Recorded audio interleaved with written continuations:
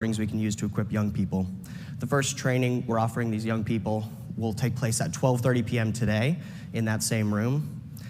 Also, I wanted to make sure that you all have the opportunity to join us tonight for the Philos Project-sponsored social at Lebanese Taverna, which will be right across the street at 8:30 p.m. It'll be a great chance to meet other attendees and Philos staff to hear more about our mission.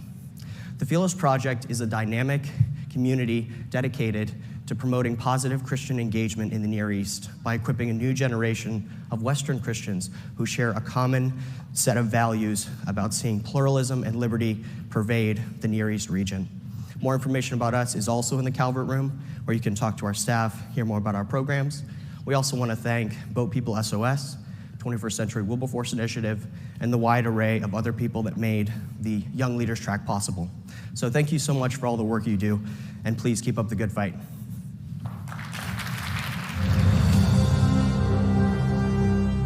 Welcome to the stage, the Director of the Office of International Religious Freedom, Dan Nadeau.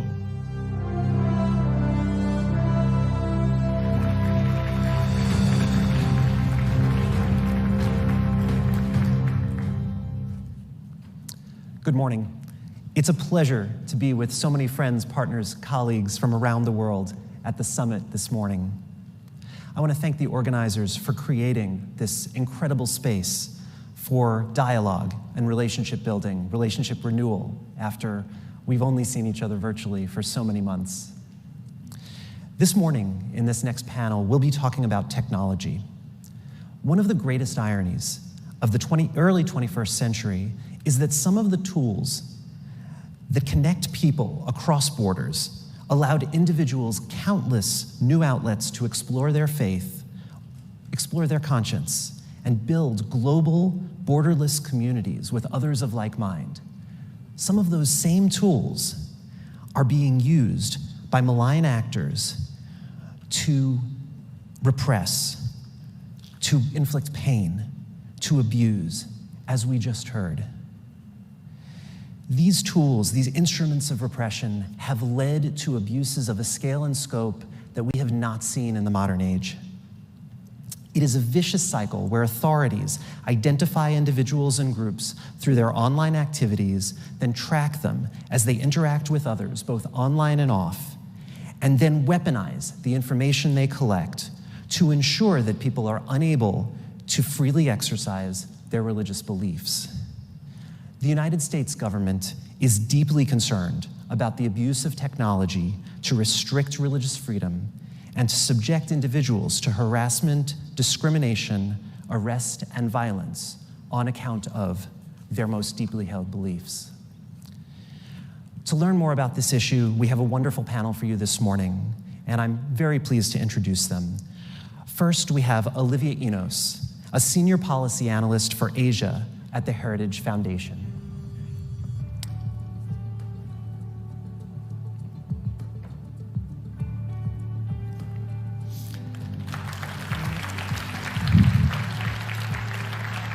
Second, we will hear from Uyghur American attorney and human rights advocate Nuri Turkel. He's vice chairman of the U.S. Commission on International Religious Freedom.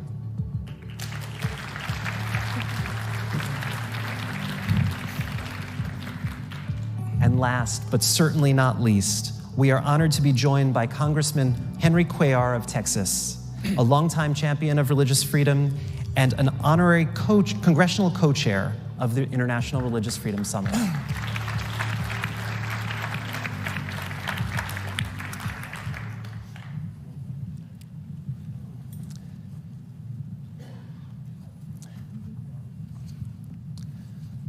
Well, good morning all, and thanks for joining. Good morning. Good morning. So we're going to have opening remarks from each of our panelists, and then we'll have a bit of discussion as time allows. Olivia, please go ahead. Great, thank you. It's a pleasure to be here today and to see so many people around the room who are dedicated to promoting and protecting religious freedom.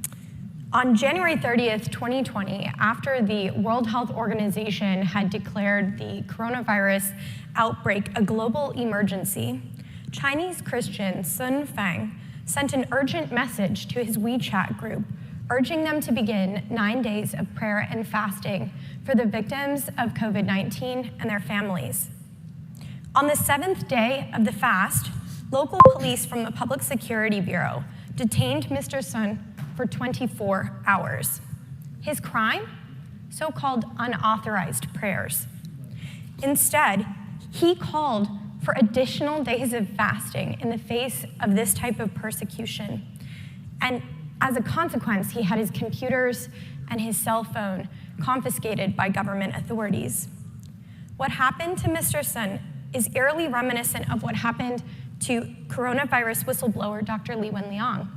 And the situation of Dr. Li was eerily reminiscent of whistleblowers in previous pandemic situations, such as the SARS pandemic in years prior. Stories like these are emblematic of how authoritarian actors use and manipulate technology to suppress human rights and freedom. This is true all across the globe, but I'd like to highlight in particular 3 instances in the context of Asia. First, of course, China. We have seen how between 1.8 and 3 million Uyghurs have been placed inside of political re-education camps in China, and this was made possible and in fact expedited by China's draconian use of surveillance technology. A phenomenal report by Human Rights Watch reverse engineered one of the applications used to surveil Chinese individuals and found that by merely exiting out the back door, rather than exiting out the front door of their very own homes, they could be viewed with suspicion. This level of surveillance is comprehensive, and it's not only being rolled out in the context of China, but it's actually being exported abroad. One example of this came from Freedom House, where they found that the Chinese state-owned enterprise had exported surveillance technology to the Zimbabwean government, not only violating the civil liberties of the Zimbabwean people, but then subsequently requesting that that data be sent back to the Chinese government officials, not my own words, but in the words of Freedom House, so that they could refine the use of the technology on so-called darker-skinned people.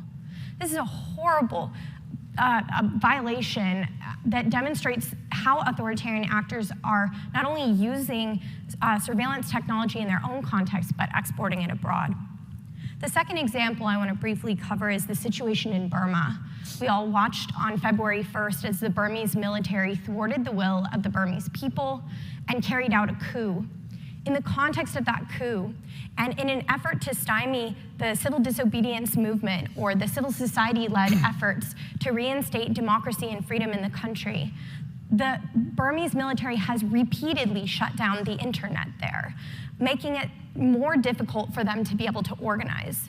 And the coup was not the first time that these authoritarian actors had done such things. In fact, Senior General Min Aung Hlaing, who is currently the head of the Burmese military, took to Facebook in order to call, using his own personal platform, to call for what the United Nations says is genocide and crimes against humanity against the Muslim minority Rohingya. So we see yet another example where governments are using technology in order to suppress the rights of their citizens.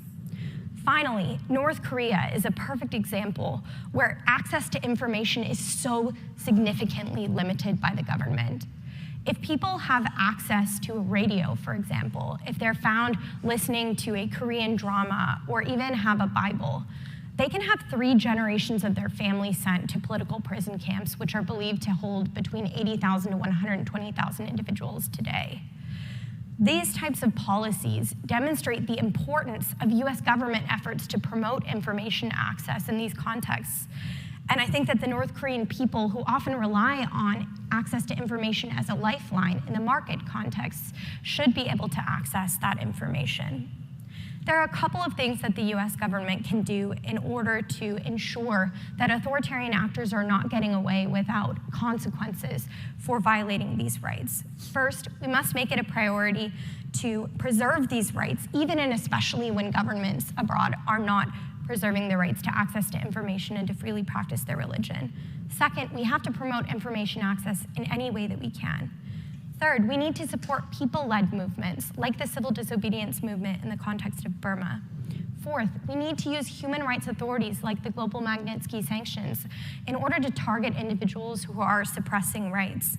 And fifth, we need to limit exports of dual-use technologies like those that are often used in the context of China. These types of actions send a powerful message that the US stands on the side of freedom and stands with people all across the globe who are facing these restrictions. Thank you. Thanks so much. Thank you. Charkel. Thank you. I want to begin by thanking the Earth Summit for inviting me to speak on this important topic. It's truly an honor to be here with you. Most of you are by now should be aware of the ongoing genocide in the Uyghur region, where the Chinese Communist Party placed millions of Uyghurs, Kazakhs, and other Turkic Muslims in industrial-scale concentration camps. This represents the largest mass incarceration of an ethno-religious minority group since World War II. The CCP aims to eliminate the distinct Uyghur ethno-religious identity from the face of the earth. The Chinese regime's digital authoritarianism is an integral part of its brutal oppression of Uyghurs through the pervasive use of advanced surveillance technology and myriad of digital tools. For decades, there was a commonly accepted conventional narrative that digital technologies would inherently foster democratization. Many people argue that because the internet was a space in which free speech and open communication would occur across national and other boundaries, it would export openness and free exchange of ideas into previously closed societies. The rapid rise of digital authoritarianism used by regimes such as those in China and Russia has proven this theory wrong. In fact, digital authoritarianism is on the rise globally. More than 80 countries have adopted Chinese surveillance technology. The tools perfected by the Chinese regime will be replicated and multiplied for use against the vulnerable ethnic and religious groups. This is a subtle and sometimes silent form of social control, pervasive yet largely unseen, therefore especially nefarious to address. What we're facing with digital dictatorship is a threat to free speech, democracy, and religious freedom. Since early 2017, the Chinese Communist Party has carried out some of the worst forms of human rights abuses against the Uyghur people, brutalities that former Secretary of State Mike Pompeo determined as a genocide and crimes against humanity, and that Secretary Antony Blinken also endorsed and formalized. A growing number of parliaments in the free world have also taken the same stance as that of the United States, cementing this issue as one of the global concerns. Today, Uyghurs and other Turkic Muslims live in a world where Chinese officials, assisted by sophisticated technology, impose an iron grip over every aspect of life. Video cameras equipped with facial recognition software are omnipresent in cities and villages. Uyghurs must have their ID cards scanned at ubiquitous checkpoints to gain access to parks, banks, malls, and stores. These scanners are linked to broader policing technology. If an individual is identified as risky, then entry will be denied. These arbitrary and unjustifiable classifications have also resulted in many individuals being sent to the camps. Any police officer can scan QR code posted outside of Uyghur home to learn who lives there and how, quote unquote, trustworthy that they are. Cell phones come equipped with mandatory spyware that record every aspect of Uyghurs' online activity. Officials have detained many individuals for what they have written in text messages and said in a video conversation with relatives abroad. Starting in 2015, the Uyghurs were equipped to submit biometric data as part of the passport application. Ironically, many of those who applied for also detained and interned on the grounds of these applications and intended travel destinations. As Olivia pointed out, according to the Human Rights Watch, in 2017, authorities across the region also began collecting vast numbers of biometric data under the guise of public health programs. These programs require that all Uyghurs aged 12 to 75 submit blood work, iris scans, voice recordings, and other forms of biometric data to the state in exchange for free health examinations. DNA collected from Uyghurs without consent has also ended up in the hands of Western companies and scientists. An app called IJOP, Integrated Joint Operating Platform, is another central part of the digital repression. Data gathered about Uyghurs during the interviews and home visits by police are entered into app, including details as to whether somebody prays at home or leaves, enters from specific doors at their homes. An algorithm analyzes and scores individuals, determining whether they are above or below detection threshold. From where we stand today, Uyghurs cannot do anything to escape the watchful eye of the Chinese government. So what are the implications for all of us in this room and around the world? I would like to end my remarks with some questions. What should governments and international community do to respond and stop the spread of digital authoritarianism? What should be the core principle included in any code of conduct on human rights for business operating in China? Should we consider Silicon Valley to be part of the solution or root cause of the problem in addressing the spread of Chinese digital dictatorship? What else should the governments do to stop tech world from profiting from Chinese technology that is being used to carry out religious persecution and human rights abuses? And how can the United States government shape international standards regarding surveillance technology? Finally, are there additional tools, legal measures, resources that the United States government in particular would need to ensure that American technology does not inadvertently enhance the Chinese government's capacity to violate the rights of targeted religious groups? The answer to these questions are vitally important, not just for the Uyghur people, but also for other vulnerable peoples around the world. Thank you.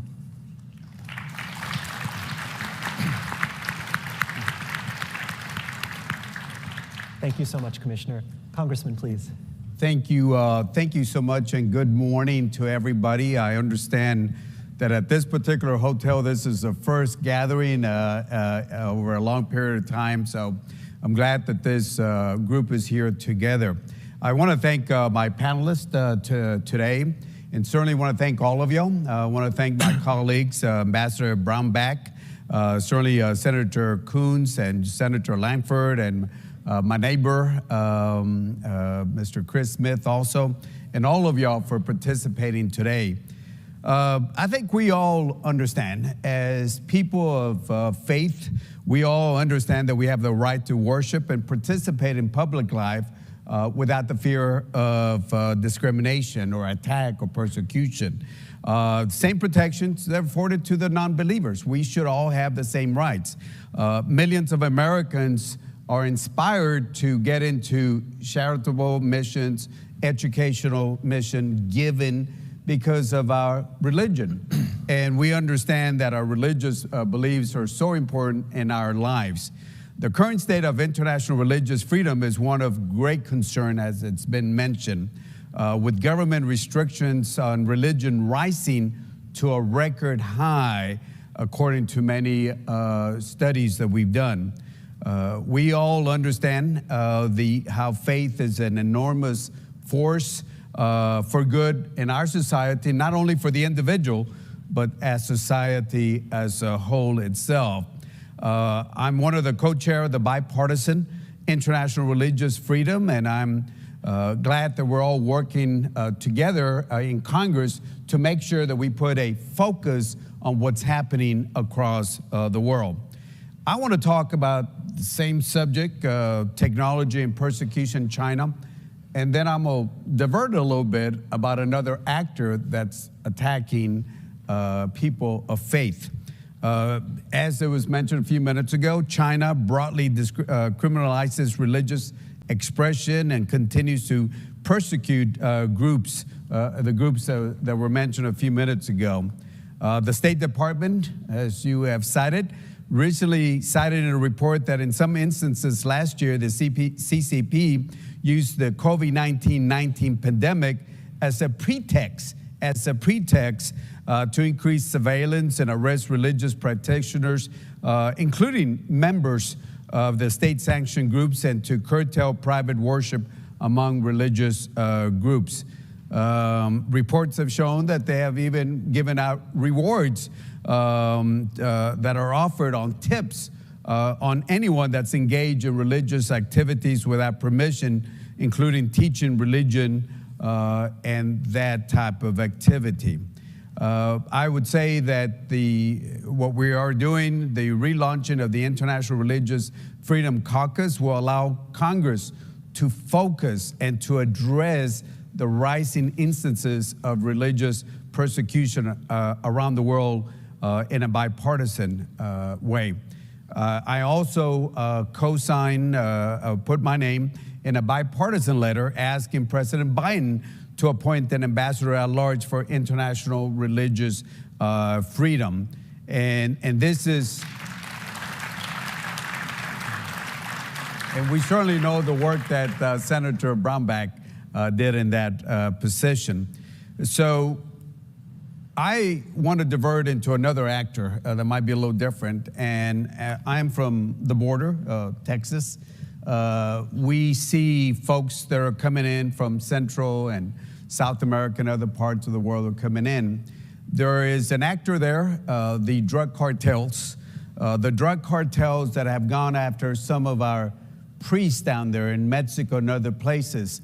When they stand up to the drug cartels because of their criminal actions, there are some of our religious folks that have been attacked, kidnapped, killed in instances. So I bring this other subject because I know the focus is on China and technology and persecution, but even in our own backyard, just south of the border, there is that type, I call it persecution, not by government, but by the drug cartels. So I would ask you all to look into that and think about how some of our religious brothers and sisters have been attacked and killed south of our borders itself. So again, I want to thank all the organizers for allowing us to be here. And certainly I want to be one of your team players in the work that we have to do. A lot of work, but I thank you for being here today. Thank you, and God bless.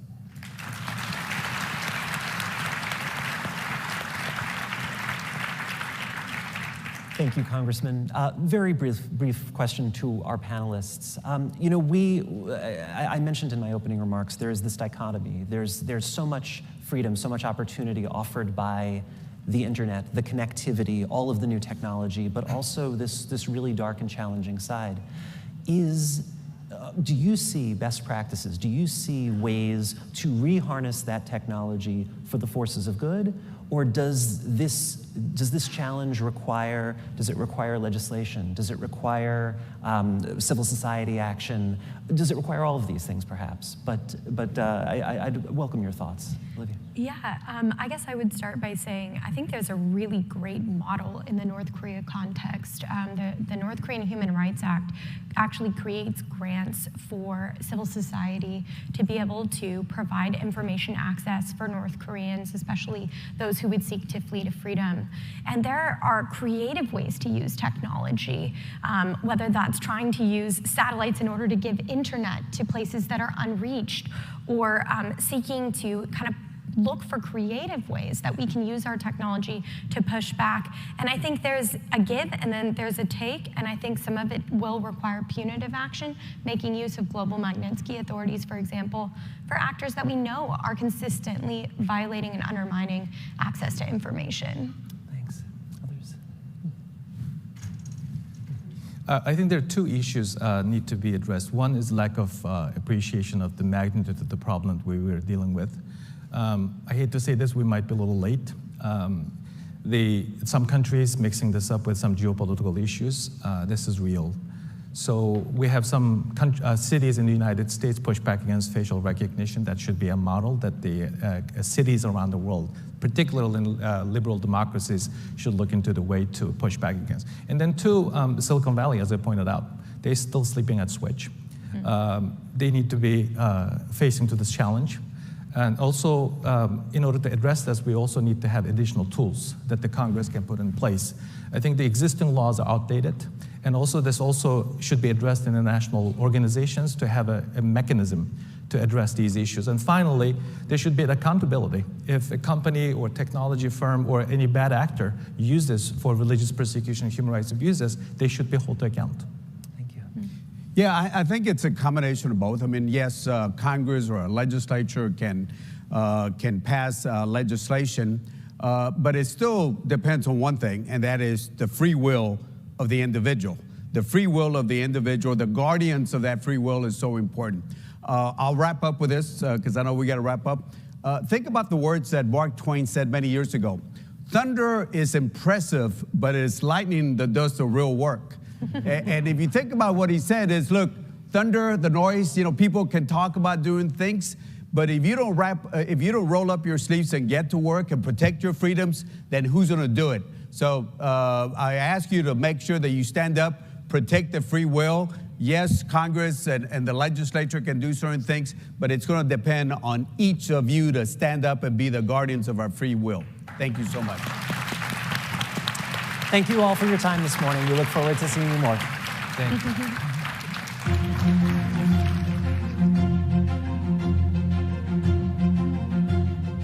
Ladies and gentlemen, Senior Advisor, IRF Summit, Pam Pryor.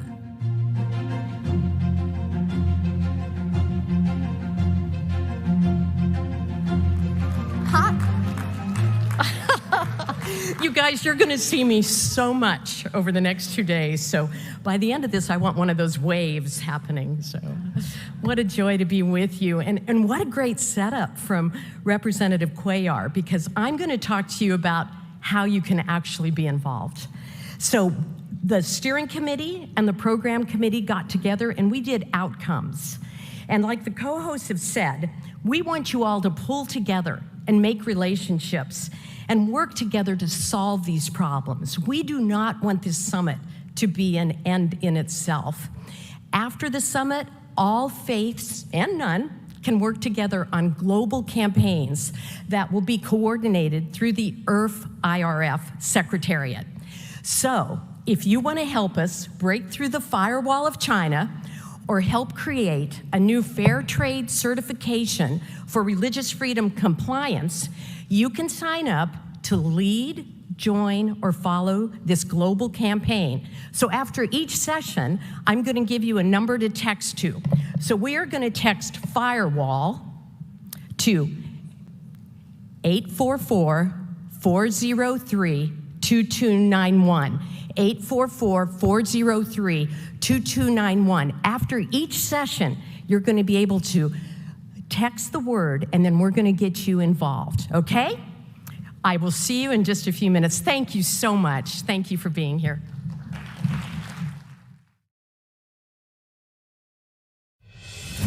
Our job is to make the impact of Christ felt in every phase of life.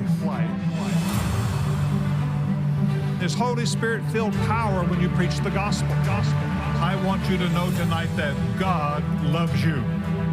But our sins separate us from God. We have chaplains praying with people, counsel with people, and let people know that God loves them. We've got more opportunity today than we've ever had to reach a lost and dying world with the truth of God's love. We've got an opportunity to tell others about Jesus Christ. We're going to stand up and let our voices be heard as Christian men and women of God. It's time that we quit being afraid. It's time that we quit backing up. We need to take a stand. And it all begins with you.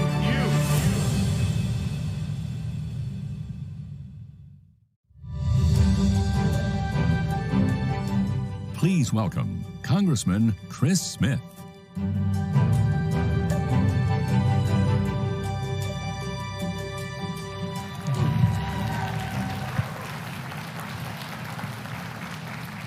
Thank you very much. First, let me just begin by thanking Ambassador Sam Brownback, who is an extraordinary leader in the cause of human rights in general and religious freedom in particular. I want to thank Rabbi Saperstein, the former ambassador at large, had that job before Sam, and Katrina Lantos Sweat for their great work, which is continuing unabated, and it just is making all the difference in the world. So thank you to them. When the term genocide was created in 1944 to describe the systematic destruction of a people, its author, Raphael Lemkin, explained the term by saying, it was the sort of thing Hitler did to the Jews and the Turks did to the Armenians. On ordering the invasion of Poland in 1939, Adolf Hitler said, quote, "Who after all speaks today of the annihilation of the Armenians? Never again the hope and dream and the demand that the abject cruelty of the Holocaust and the systematic destruction of the Jews by the Nazis never be allowed against anyone, anytime, or anywhere, as you all know, inspired the UN Genocide Convention.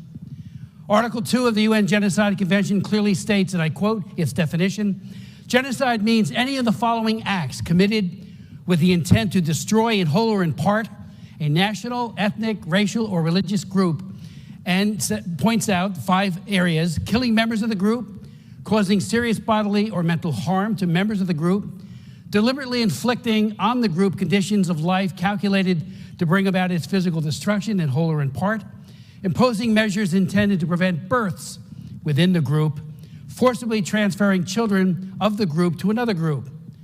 Article 3 says even as an attempt to commit genocide or any complicity in genocide has to be punished. Communist dictatorships in the Soviet Union, China, North Korea, Cuba, Cambodia, and Ethiopia, among others, have slaughtered more than 1 million innocent people. From Sudan to the Balkans to Ethiopia to Burma to radical groups like Boko Haram, man's inhumanity to man knows no bounds. But then there are heroes, and there are many of them all around the world, like Chaldean Archbishop Warda of Erbil, a leader who courageously led a remnant of believers to safety and resilience, both during and after the ISIS genocide.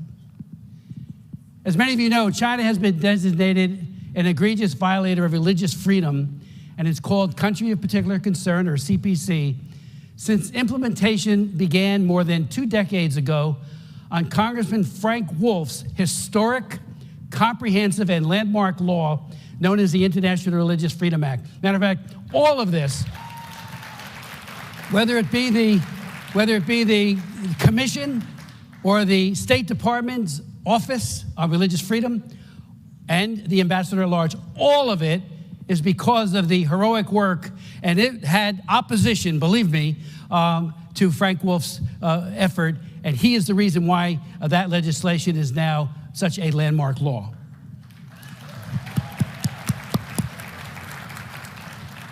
As I think many of you know, Xi Jinping and the Chinese Communist Party have exponentially increased persecution against religious believers, including Christians. I want to do a shout out to Bob Fu, Pastor Bob Fu, for the great work that he has done. But they're also persecuting Muslims, Tibetan Buddhists, ongoing, and Falun Gong practitioners in ways not seen since Mao Zedong's Cultural Revolution. Now Xi Jinping, apparently fearing the power of independent religious belief as a challenge to the Communist Party's dominance, is trying to destroy or radically transform religion into the party's slave, employing a draconian policy known as synodization.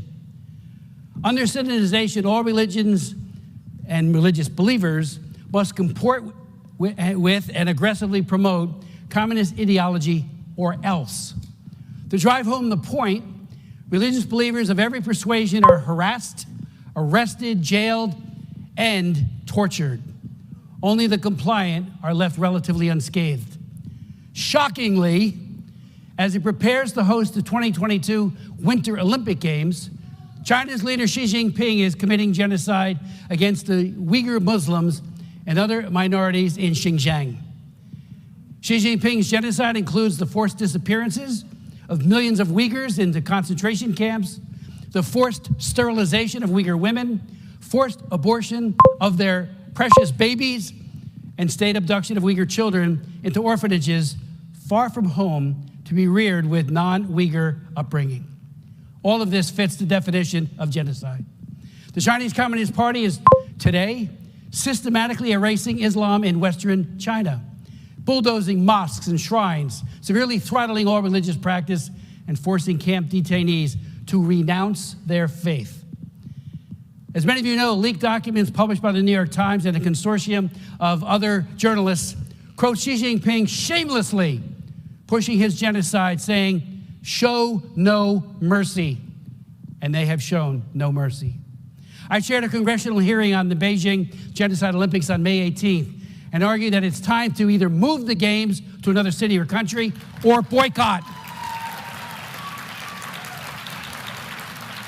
Yesterday, I chaired another congressional hearing in the Lantos Human Rights Commission, and one witness, Guzira Alayalakan, a Kazakh Muslim woman who spent over a year in a concentration camp, gave compelling testimony, eyewitness testimony, on the use of the tiger chairs, horrific instruments of torture against Uyghur and Kazakh detainees.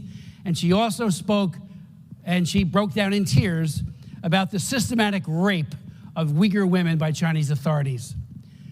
In light of what is now known, and in solidarity with the oppressed and not the oppressor, in solidarity with the victims and not the victimizer, any and all legal and ethical means of, quote, punishing, and that's the word used in the Genocide Convention, the Chinese Communist Party for the crime of genocide needs to be pursued. Thank you, and God bless you all.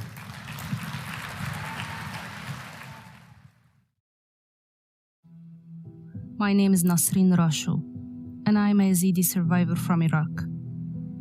I grew up in the town of Talbanant in the south of Sinjar city. I lived with my parents and my siblings. My father was a farmer, and my mother is a housekeeper. We are Iraqi Yazidis that have rich traditions such as our religious celebrations in the Holy Lalish Temple. But in Iraq, religious minorities are facing many difficulties, especially the Yazidis who have still not recovered from the genocide they suffered starting in August 2014. I myself was captured by ISIS, along with thousands of other Yazidis who have been through displacement, kidnapping, torture, sexual violence, slavery, and many other crimes against humanity, war crimes, and genocide. There are 14 of my family members who are still in captivity. This is my story.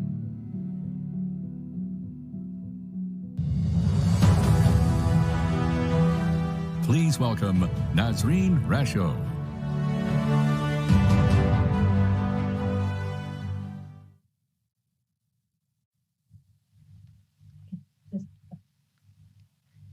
مرحبا جميعا. اسمي نسرين رشو، ناشطة لحقوق الإنسان وعضوة في شبكة الناجيات الإيزيديات التي أسسها منظمة يزدة. وأنا أيضا ناجية، قضيت قرابة سنة تحت أسر منظمة داعش. شكرا جزيلا لإتاحة الفرصة لي للمشاركة في هذه الفعالية المهمة. لقد مرت 7 سنوات هذه الإبادة التي مر بها المجتمع اليزيدي بأكمله، لكن الإبادة لا تزال مستمرة. فالمجتمع اليزيدي لا يزال يعيش في حالة يأس وفقدان أمل بالنظام والدولة والمجتمع الجواد، لكونهم يعيشون خارج أرضهم في خيام ممزقة يقتلهم برد الشتاء وحرارة الصيف التي لا ترحم. وليس هناك خطة للدولة لتسهيل العودة الآمنة لديارهم المدمرة، وتخضع مناطقنا للصراعات السياسية والعسكرية، ولا تزال القرى شبه مدمرة وخالية من أبسط وسائل الحياة الكريمة.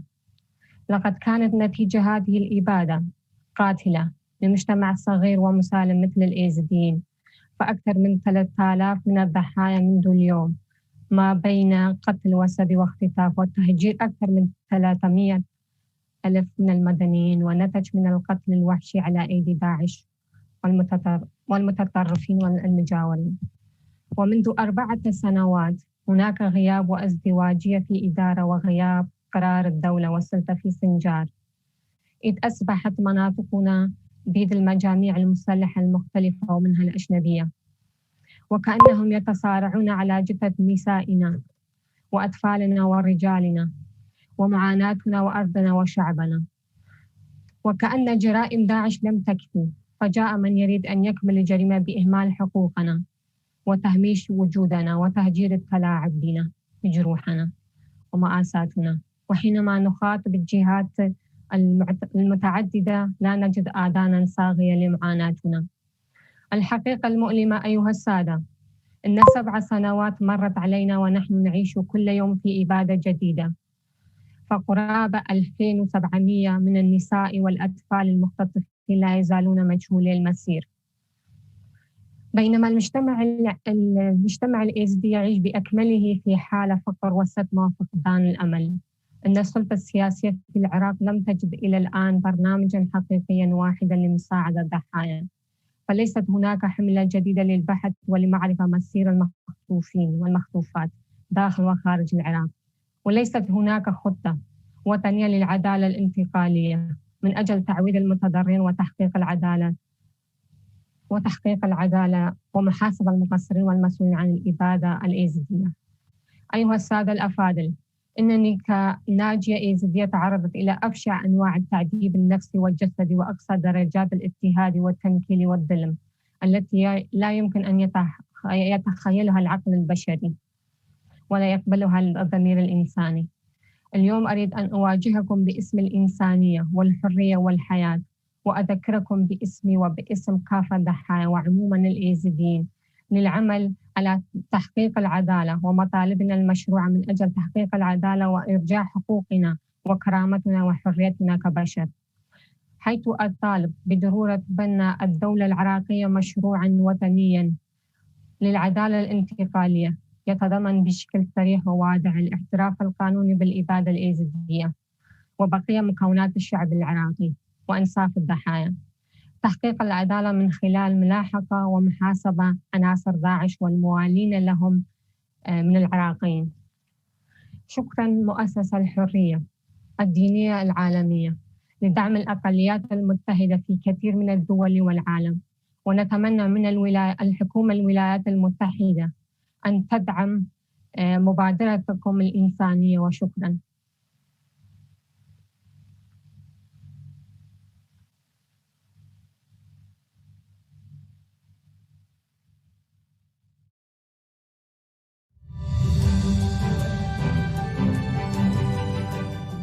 Ladies and gentlemen, Congressman Frank Wolf.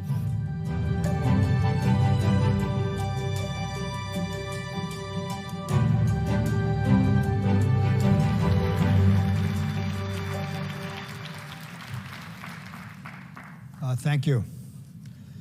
I have seen firsthand the results of genocide. I have traveled to lands forever changed by the atrocities committed there. I've spoken with men and women who have experienced unimaginable suffering and loss.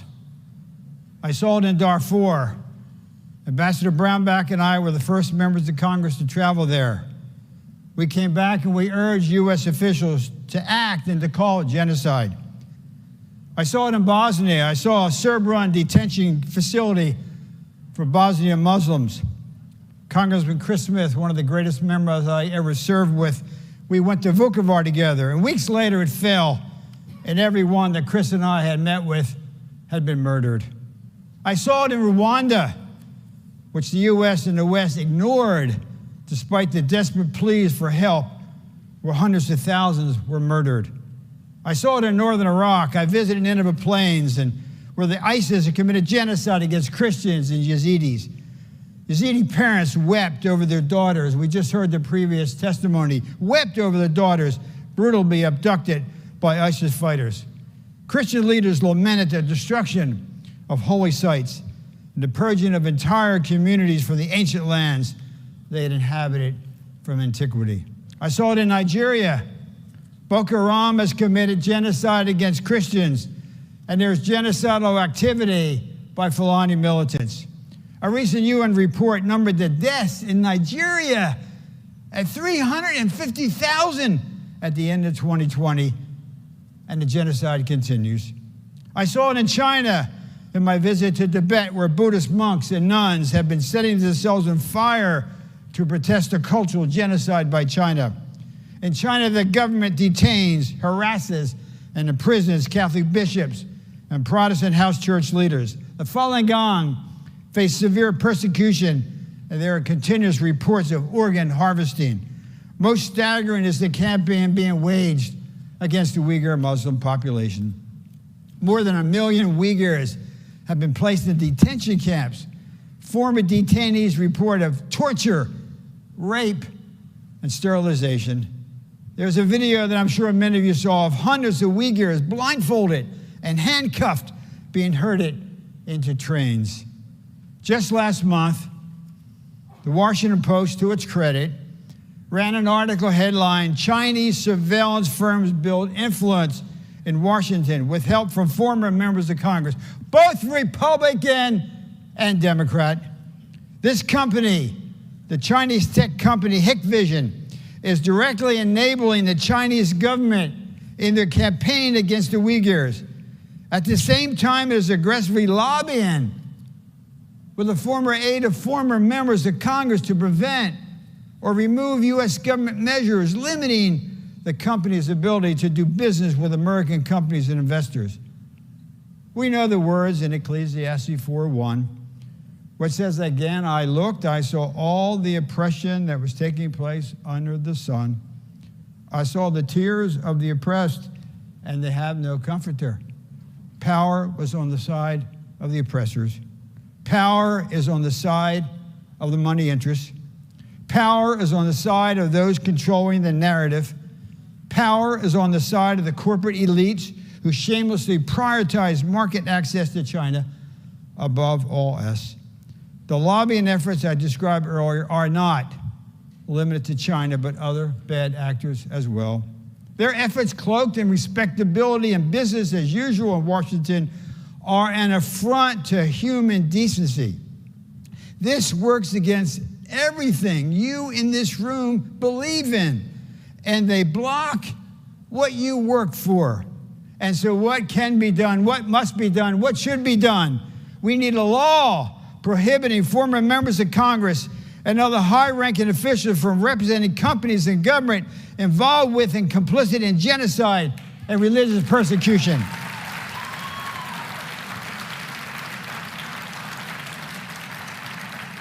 Until such legislation is passed, current members of Congress should not take political contribution from such lobbyists, and nobody in the Congress or the executive branch should meet with these lobbyists.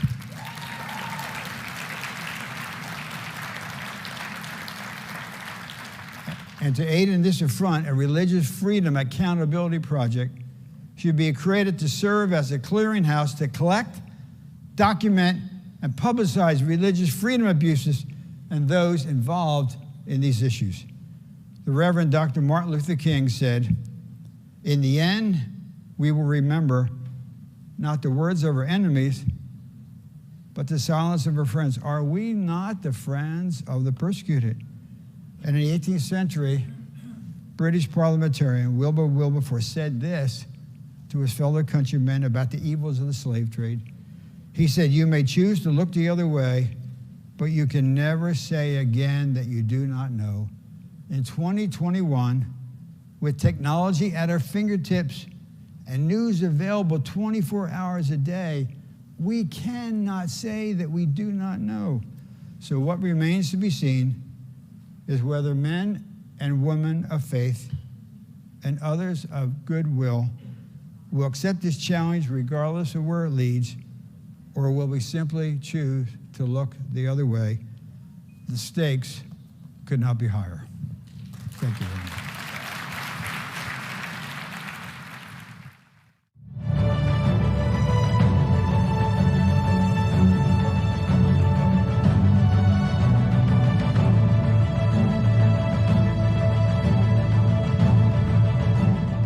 Welcome, Chairman of the Board, Barnabas Aid, John Marsh.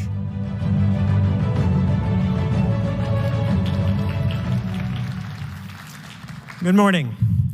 On behalf of Barnabas Fund and Dr. Patrick Sikdeo, our founder, who is not able to attend today because of the COVID travel restrictions, I would like to welcome you to this session.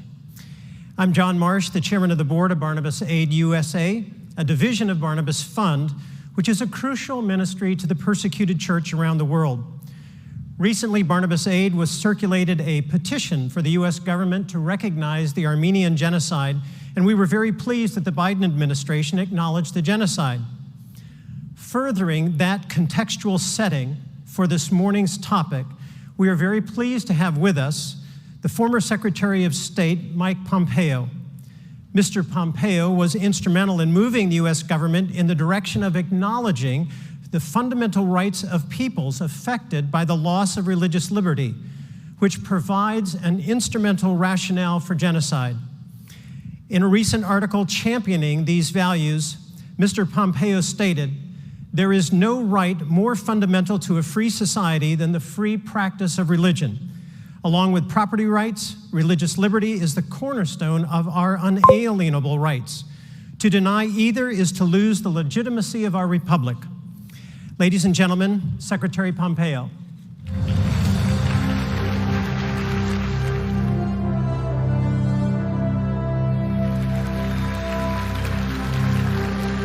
Thank you all.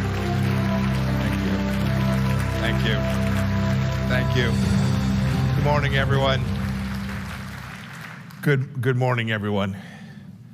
This is amazing and wonderful. I want to thank you, John, for the kind introduction.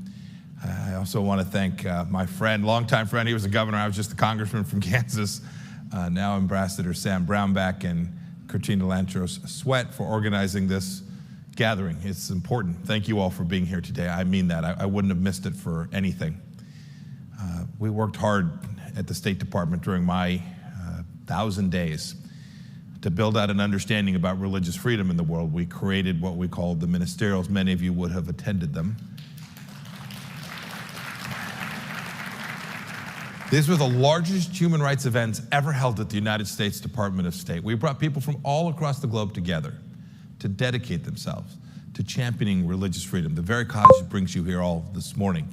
This summit, this gathering, this lovely God-driven gathering is a continuation of that work. Thank you for being part of it. I'm now an unemployed former diplomat, but I still know that promoting and safeguarding religious freedom abroad was truly a cornerstone of the work that our administration did in foreign policy, and it must always be an essential element of what we do in our efforts to fight against authoritarianism around the globe. You see the demands for religious freedom even in places like Cuba as we sit here today. And I was asked to speak for just a few minutes on the subject of genocide and preventing that, and then helping nations and peoples recover from religious cleansing. This is a topic that is close to my heart as a former 5th grade Sunday school teacher, as someone who takes his faith seriously. We know this work matters to people all around the world. You know, perhaps the worst contemporary example has been, you've heard much about today. It's the oppression and killing of Uyghurs in China by the Chinese Communist Party. The State Department built an entire apparatus to get to the place where we could declare that Chinese Communists is in fact doing to the Uyghurs what we know to be genocide. It took us till nearly the end of the administration to get there. Because there was lots of discussion. One doesn't make such a declaration lightly, because a declaration like this is serious. It doesn't happen often. It is not frequent, and it is not just symbolic. It is a cause for action. And I hope that the present administration will do just that and take action to stop what rivals happened in Germany in the 1930s. To date, the current administration indicated its central focus with respect to China, and indeed the rest of the world, may well be in something like climate change, relegating religious liberty to a side issue. This is unfortunate. In my view, it is foolish, and it would be a grave mistake to prioritize climate change at the expense of allowing religious oppression to fester and grow throughout the world.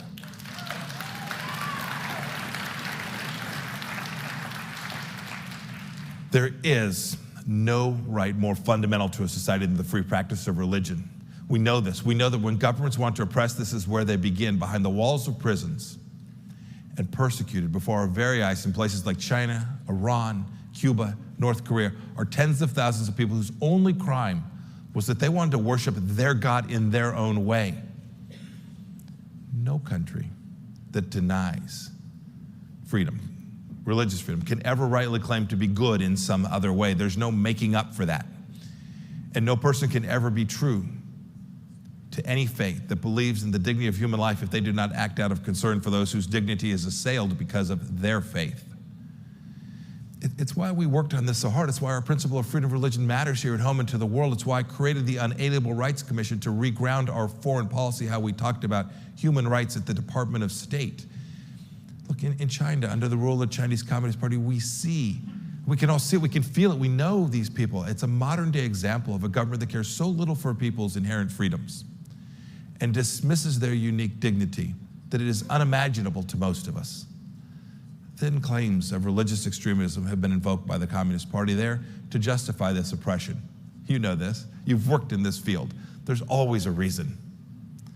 But the ongoing, shocking, indeed horrifying treatment of the Uyghur population being rounded up in Xinjiang province and placed into these truly Orwellian concentration camps, where the people are surveilled at all times, placed in slave labor, forced to conduct abortions and sterilization. This should strike at the heart of every human being and every American who cares or claims to care about freedom in the world. This echoes the tyranny and persecution of the peoples that they've persecuted for so long in places like Tibet, and certainly what we've seen in the past months in Hong Kong as well.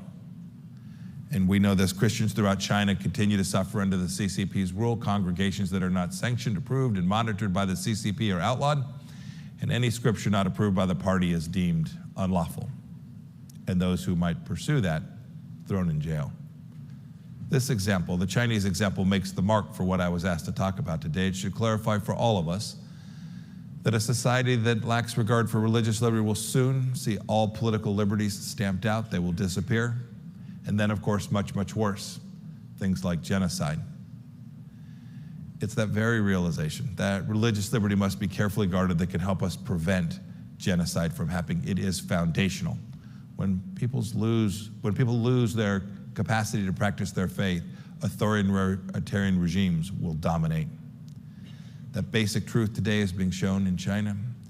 Our American founders understood that when nations disregard religious freedom, tyranny absolutely will soon follow.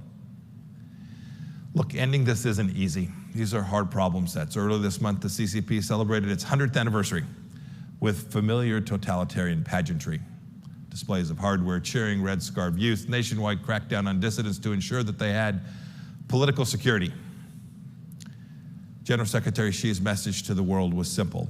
Any foreign force that attempts to bully, oppress, or subjugate China will find themselves on a collision course with a great wall of steel.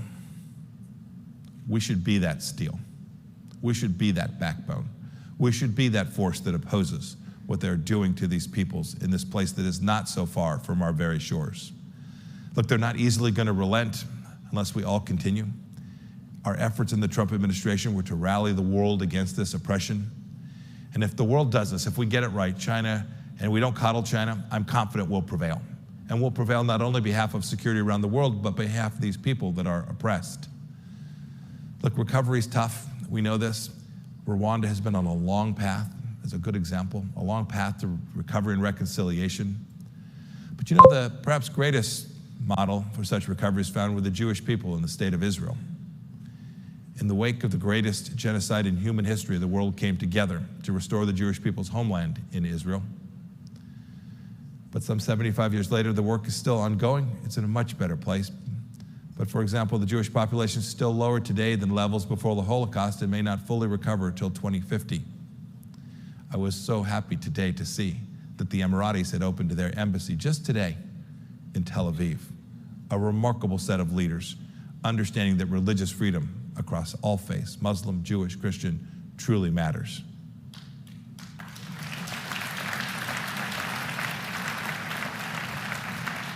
Look, the Abraham Accords are but one example, but recovery from religious cleansing must be rooted in remembering that the horrible acts took place and never forgetting. We talk about not forgetting that such acts matter. It's why places like Yad Vashem in Israel and the Holocaust Museum not too far from where we're standing today remind us of the horrors of genocide.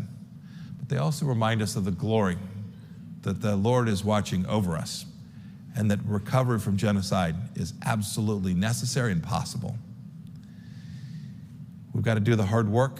The fact that we gather here today while genocide is ongoing in China and other places around the world demonstrates that the hard work of each of you matters. And we always say, never again. Each of us does that.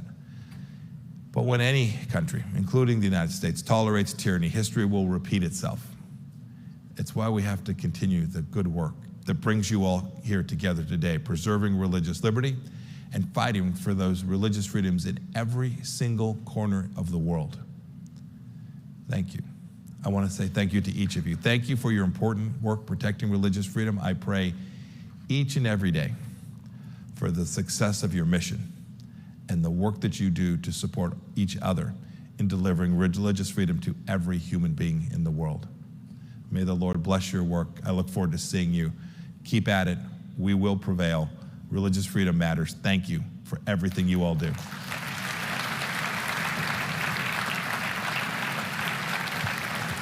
Thanks, everyone. Thank you all. Thanks, everyone. Bless you all. Thank you. Thank you.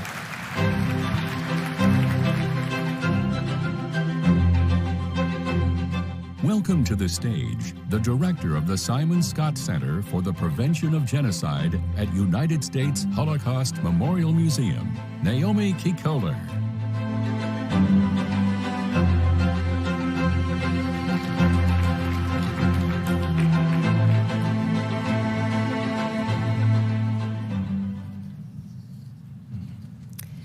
This morning, when many of us woke up, we did not have to worry if we would be allowed to enter a school, go vote, be arrested, face sexual violence, be murdered. That's not true, sadly, for many people around the world today. That's not true for the Hazara who wake up each morning wondering what their future holds, for the Uyghurs who find themselves in detention for no reason other than their identity, for the Rohingya community who continue, over 1 million, to live in refugee camps in Bangladesh, and who continue to hope that the US government will recognize the genocide that was committed against them. Almost 80 years after the Holocaust, we shouldn't have to be here talking about the commission of genocide. We should not be here talking about the types of horrors that my grandparents experienced. But sadly we are, because we're here as people of conscience, and we're motivated by the words that our founder at the museum, Elie Wiesel, said. Let us remember what hurts the victims most is not the cruelty of the oppressor, but the silence of the bystanders. We're here because we are not bystanders. We're here because we recognize 3 core things. 1, that genocide is a preventable crime, that through early warning and early action, we can help save lives. We recognize that by talking about the risks that religious and ethnic minorities face, we're not making a political statement, we're talking about the unique vulnerabilities that these communities face. We recognize that preventing genocide is not a boutique issue, that respecting the international religious rights of communities is not a niche issue, it's a core national security issue. Second, we also know that when we are confronted with the warning signs, when we're confronted with the crimes that are happening, we must act. That we have an array of tools, from non-coercive to coercive tools, that can help save lives. And it's not just the morally right thing to do, it is the right thing to do for so many reasons that our guests and panelists will be talking about today. Finally, we know, as people here gathered as a community of conscience, that we cannot give up. The victims and survivors are counting on us to help elevate their voices. As one of our patrons at the museum, Ben Ferenz, the last living survivor of the Nuremberg trials, has said over and over again, never, never, never give up. We have seen in the past few years cases against Nazi perpetrators close to 80 years after the commission of the genocide. For those who have experienced genocide in recent years, for those who will unfortunately, should we fail, face genocide in the future, we must stand with them for decades to come to ensure that their perpetrators are held responsible. We must stand with them to ensure that they are protected, that those who've been displaced in Iraq, the Yazidis, the Christians, the Shabak, the Sabi and Mandaeans, can have a future where they are allowed to thrive and are not the victims of genocide again. On my last trip abroad before the COVID crisis, I flew to northern Iraq and to Bangladesh for the museum to meet with survivors of genocide. And what was so harrowing was that in both places, the calls that they had were the same. They called for justice, they called to not be forgotten, they called to have their experiences recognized, and they called for their basic human dignity to be recognized and respected. It's an honor to be able to join you today on behalf of the museum. I hope that as we continue to open, we will be able to welcome you all into the institution. We appreciate the commitment that you all have made to protecting religious minorities. And it is humbling to acknowledge that as I stand here today, we have now opened an exhibit at the museum on the genocide against the Rohingya. May we hopefully in future years and decades to come not have to do that. May genocide be something of the past. With that, it is my profound honor to introduce Mark Green. Ambassador Mark Green is the president of the Woodrow Wilson Center for International Scholars. I would also like to introduce Adlai Kijan, the executive director of the Yazidi American Women's Organization. And I'd like to invite former Congressman Frank Wolf up to the stage as well. Thank you.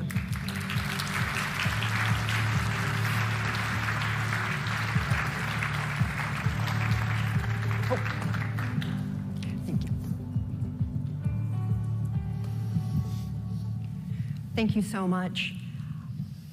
I wanted to take this opportunity to pick up on a theme that Frank touched on around what the administration can do to help prevent genocide, but also assist those who are the victims and survivors of such crimes.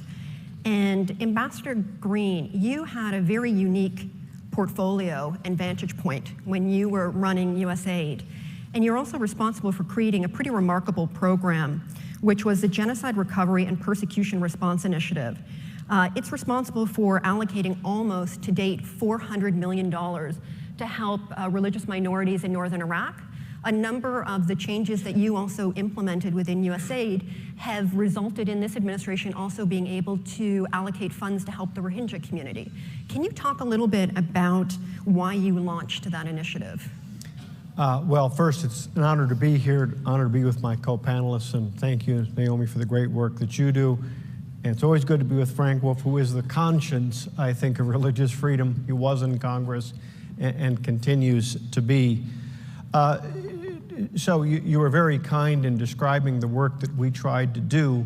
What we wanted to do was to provide a framework, and it began with a trip, in fact, that Frank and I took 3 years ago to northern Iraq, where we had seen the victims of genocide, forced from their home, forced to flee, and quite frankly, those who were left behind were in such small numbers, we were facing the extinction of entire communities in that part of the world. And so we saw a couple of things that were important to do, but in terms of reasoning, first off, in taking on ISIS extremists, the only way that you can be said to have defeated them is to try to restore some of what they stole.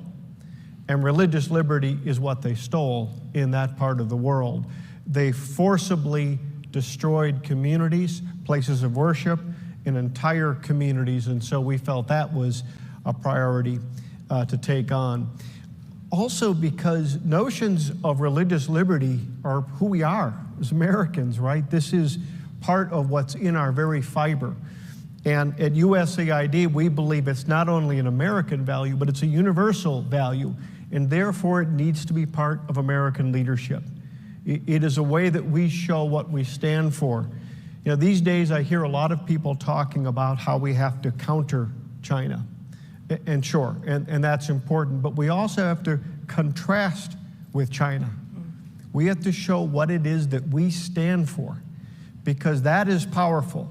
That is how you reach out around the world and show the contrast and show the difference between what China and some others seek to impose and what it is that we bring. And then finally, I viewed helping to restore religious liberty and pluralism as a vaccine against authoritarianism. And so that's why it's important, not just in northern Iraq, but in so many corners of the world. You note that authoritarians, tyrants, dictators, what's the first thing that they do? They almost always go after communities of faith because they're scared to death of freedom of conscience.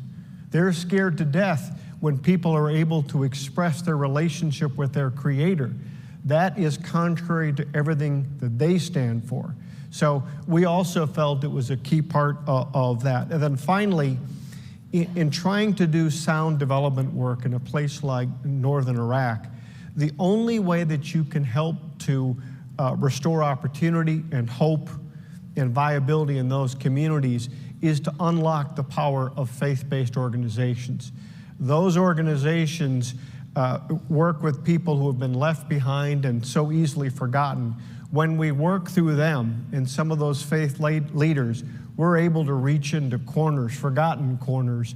And again, that's part of our mission in trying to restore some hope. Thank you, Ambassador Green. Adelaide, you run an organization that's dedicated to helping Yazidi women, exactly the type of local organizations that are doing work on the ground that Ambassador Green was working to try to empower. Can you talk a little bit about how the Yazidi community has regarded the U.S. response to the Commission of Genocide, and what are some of the needs that you are experiencing now? Well, good morning, everyone. Thanks for being here, and I'm honored to be here. I want to say, as a Yazidi woman, and I think I speak for all the Yazidis around the world, when on August 3rd, ISIS attacked, we all thought, talking to our family, when they went to Mountain Sinjars, and there were hundreds of thousands of Yazidis stranded on Mountain Sinjars, they would call us. And we were like, don't worry, help is on the way, the world won't stand by, let terrorists take over, kill you guys.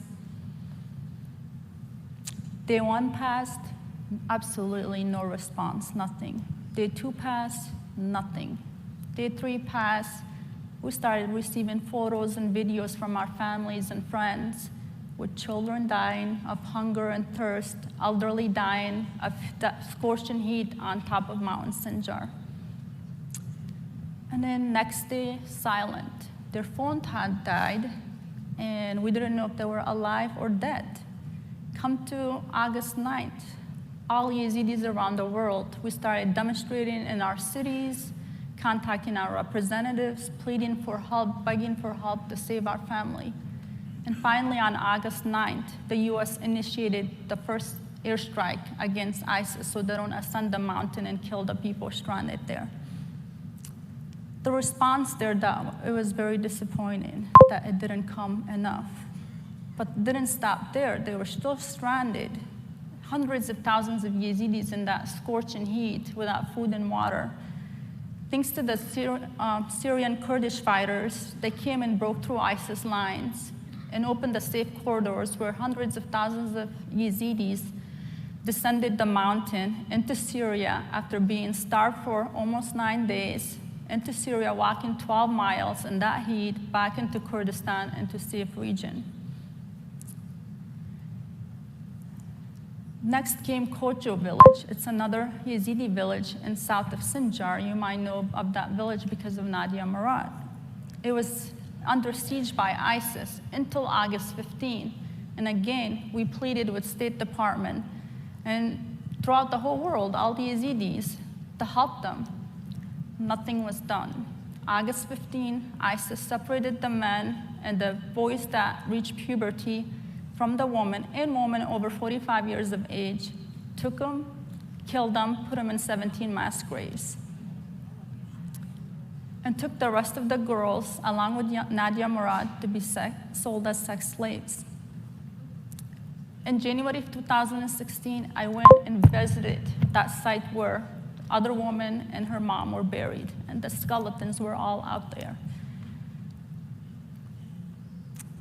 Nothing was done at that.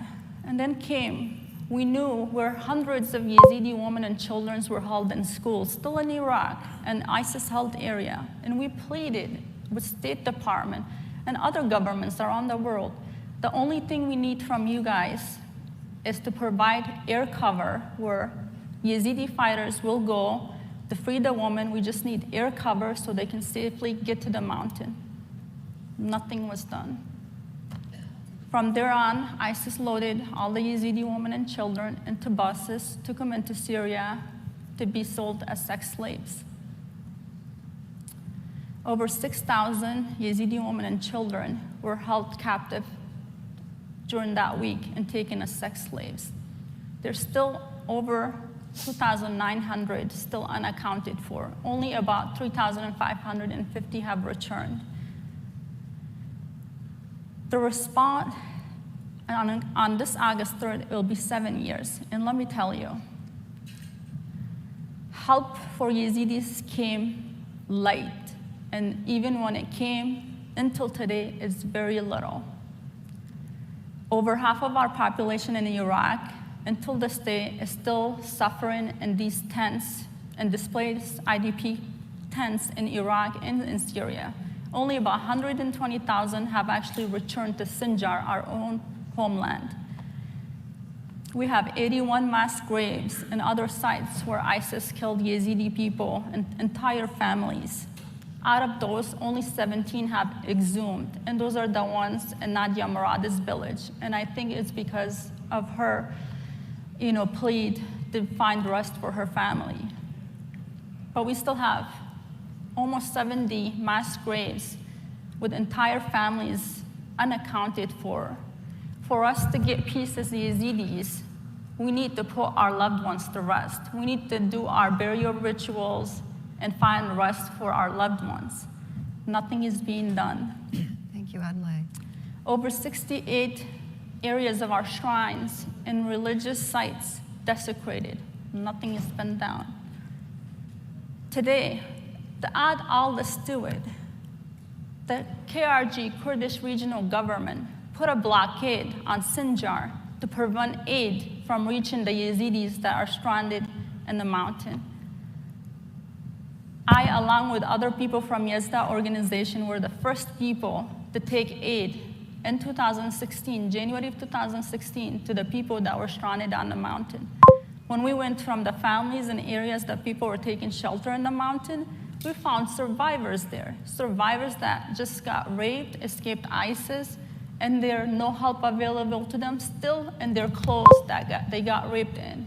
Adlai, thank you so much, and I'm sorry to interrupt. I want to make sure that we can pick up on some of the themes that you talked about what needs to happen now and how to protect communities that remain at risk. Maybe just two rapid-fire questions. One, Frank, if you don't mind talking about what can Congress do today? You've got a group of people here who are ready to engage. What can they be calling for? And then finally, Ambassador Green, what was some of the most, when you think of your role in it as administrator, what was some of the hardest things you had to grapple with? Well, I want to give credit to Vice President Pence for changing the policy, and I want to give credit to Mark. Mark Green went places, and I know where he went. He literally changed the policy. They were given all through the UN. The Yazidis were getting nothing from the UN. The Christians were getting nothing. And so Mark Green literally almost saved Christianity in the cradle of Christendom. And my request, if there's anybody from the current administration or for Samantha Power's office, talk to Mark and find out what they did, because it was working. Before that, it was just not working. One thing I think you could do, you could have a genocide caucus on Capitol Hill, bipartisan, Republicans and Democrats, bicameral, House and Senate, to almost be the warning system, the place, because right now genocide is taking place in Nigeria. Who's responsible? If everyone's responsible, no one is responsible. I think that a genocide caucus, Republican, Democrat, and I think the Speaker would be sympathetic. The Speaker was very sympathetic in establishing the Tom Blanchard's Commission, but a bipartisan caucus funded that could be the early warning system, and people could have interns working there, but we need a genocide caucus. Thank you so much for that, Frank. And it would provide a focal point for individuals like Adlai, who in the moment had to try to reach out to state. It gives them a key partner in Congress to be able to reach out to. Giving the final word to you, Ambassador Green. Sure. So what's the toughest thing that I saw? In addition to what we saw in northern Iraq, I had in one of my first trips an opportunity to travel to central Rakhine State in Burma. I visited essentially a prison camp, captive Rohingya. And I remember meeting a family and talking to a father. All of his kids had been born in that camp. They had never left the camp during their lifetime. And he looked at me and he said, look, we don't have any teachers, so my kids can't get an education. We don't have an imam, so we're not able to worship. The only food that we have is the food that you give us. And he looked at me and he said, what do I tell my son? I got nothing, no answer to that. Flip side, so in Jordan, we saw wonderful organizations like Caritas helping refugees as they were onward to find new lives. I saw them being trained in such things as the art of mosaics. I encourage all of you in the Ronald Reagan building, in the main lobby of USAID, there is a wonderful mosaic tile that has the USAID logo from the American people, and that was done by these refugees with their new skills as a sign of appreciation.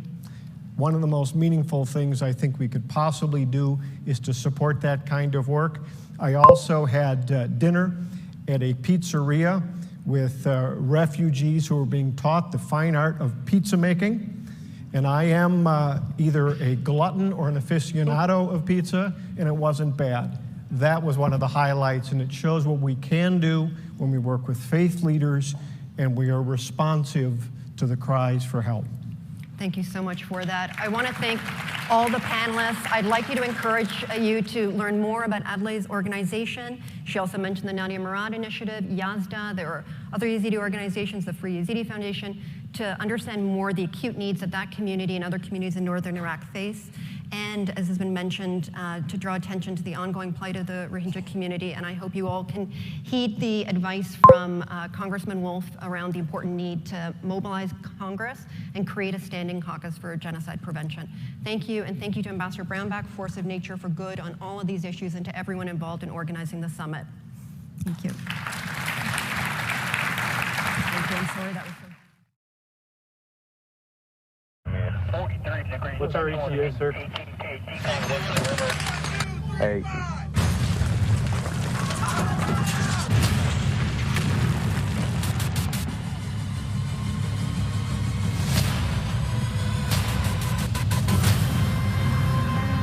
Heavy fighting between Armenia and Azerbaijan has continued.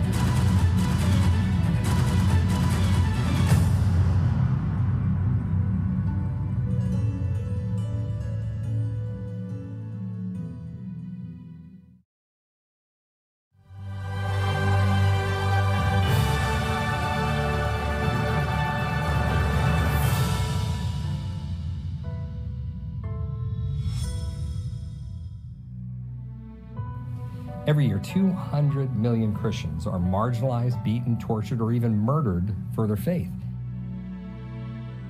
Now, we serve this suffering group of believers through awareness, assistance, and advocacy. We work tirelessly to open the victim's prison door, to push back countries that persecute Christians. We advise and inform the U.S. government and partner organizations with real-time analysis. We give our partners access to the persecuted world. No other NGO can match our advocacy team working on religious freedom. We have 10 full-time Washington, D.C. based analysts working on persecution around the world. But the secret to our success is our indigenous staff. We have more than 50 staff around the world in various persecuted countries working on persecution. You know, in a world of rising religious restriction and hatred, ICC is the source for access to and analysis of the persecuted church.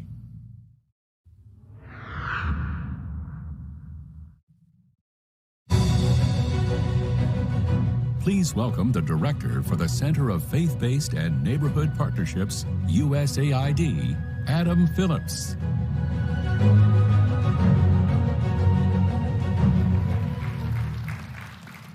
Good morning, everyone. My name is Adam Nicholas Phillips, and I'm the Director of the Center for Faith-Based and Neighborhood Partnerships at USAID.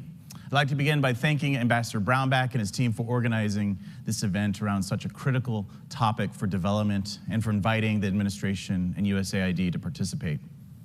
As Secretary Blinken has said earlier this year, religious freedom is a human right. It goes to the heart of what it means to be human. Above all else, this is the core work of USAID, to uphold pluralism and fiercely defend dignity for our neighbors in need around the world. I'm honored to join you today to affirm the administration's commitment to these issues and share with you how USAID is implementing this priority throughout the globe. Prior to joining USAID, I spent my career as a pastor and grassroots advocate, championing inclusion and service to and with the poor and marginalized communities. This work afforded me the privilege to forge relationships with humanitarians, activists, and development professionals across religious and political spectrums. It also offered deep insight into issues like religious freedom, from the depth of the challenges we face globally to the potential we can offer in building bipartisan solutions here at home. USAID has a role to play in offering solution-oriented approaches to these issues. Our office at USAID has its mandate from President Biden's February 14th executive order, establishing the White House Center for Faith-Based and Neighborhood Partnerships, which promotes partnerships with religious and secular organizations to better serve people in need. As our country grapples with a global pandemic, a severe economic downturn, the scourge of systemic racism, an escalating climate crisis, and profound polarization, President Biden knows that civil society partnerships are essential to meeting such challenges. The White House Partnerships Center is led by Melissa Rogers, who serves as the office's executive director and as a senior director for faith and public policy in the White House Domestic Policy Council. I'm excited that we'll hear from Melissa later today. USAID has a demonstrated legacy on these issues, and we are committed to them because they reflect both USAID's principles and American values. USAID's Sector Council on Strategic Religious Engagement and International Religious Freedom, which I chair, will ensure agency-wide coordination and implementation of religious freedom programming, and will model the agency's unwavering support for persecuted communities around the globe. Now, I'd like to welcome USAID Administrator Samantha Power to our meeting today. Administrator Power was sworn into office as the 19th Administrator of USAID on May 3rd, 2021. Prior to joining USAID, she served as Professor of the Practice of Global Leadership and Public Policy at Harvard Kennedy School, and as the William D. Zabel Professor of Practice in Human Rights at Harvard Law School. Throughout her career, Administrator Power has advocated for the marginalized and those who have been persecuted for their faith.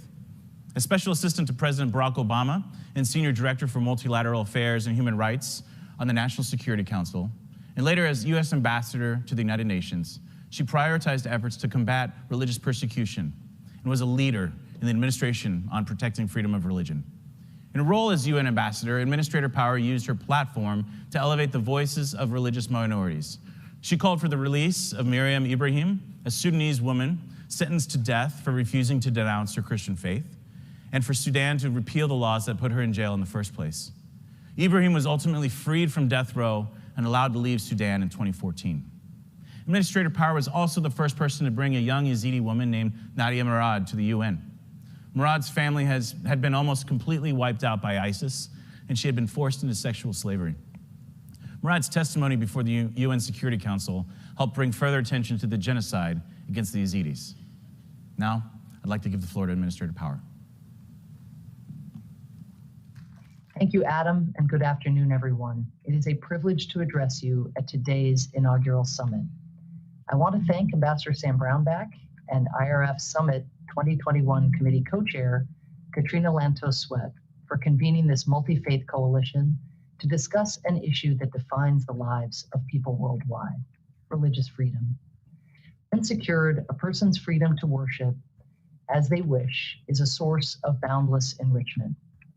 Today, in 56 countries around the world, people are silenced, persecuted, or subject to worse for their religious beliefs.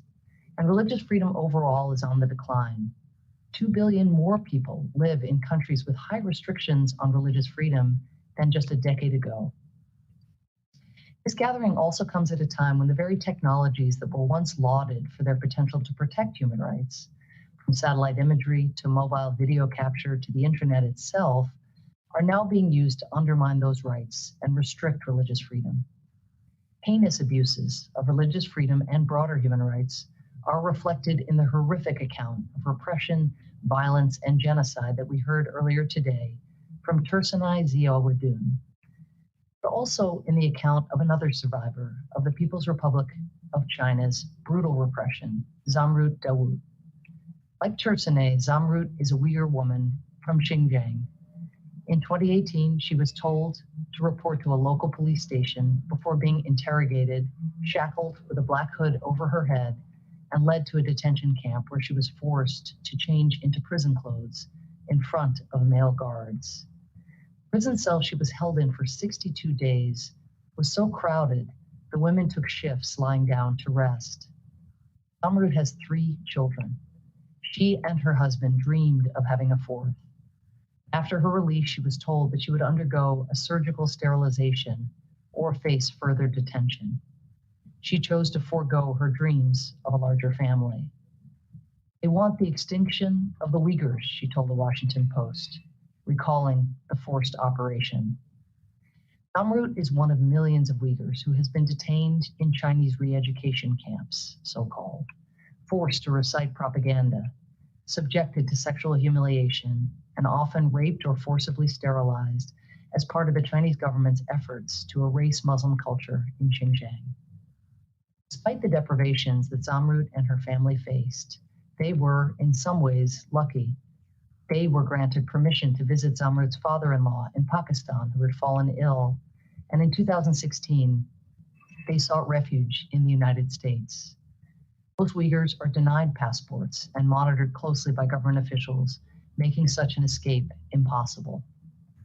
It is difficult and heart-wrenching for survivors like Zamrut and Tursunay to share their experiences with the world, and it is dangerous to be outspoken about the abuses endured by their people. But there is nothing more powerful and irrefutable than living testimony to show the stakes of why it is so critical for all of us to stand up on behalf of religious freedom. Central to every major religion is a yearning for connection to the divine and the sacred practices that bring us closer to it. The potential for true freedom, self-determination, and equality rests upon the ability of governments to uphold universal human rights, regardless of how their people worship or to whom they pray. Whether they are Coptic Christians in Egypt, Baha'i in Iran, Rohingya Muslims in Burma, or Jehovah's Witnesses in Russia. I'm speaking to you today as a proud daughter of Dublin, Ireland, where when I was a child, the troubles loomed nearby, and what remains a region where faith and sectarianism can divide communities that otherwise have so much else in common. I'm also proud to serve a president whose faith has guided his life in public service, who believes in that calling to serve, not to be served, a calling to promote justice, healing, and hope, and to confront hatred with good deeds. And I am proud to lead an agency that is unequivocally committed to protecting religious minorities and defending human rights. The fight for international religious freedom is not just a reflection of who we are as Americans, but of strategic national importance to the United States and a key foreign policy objective.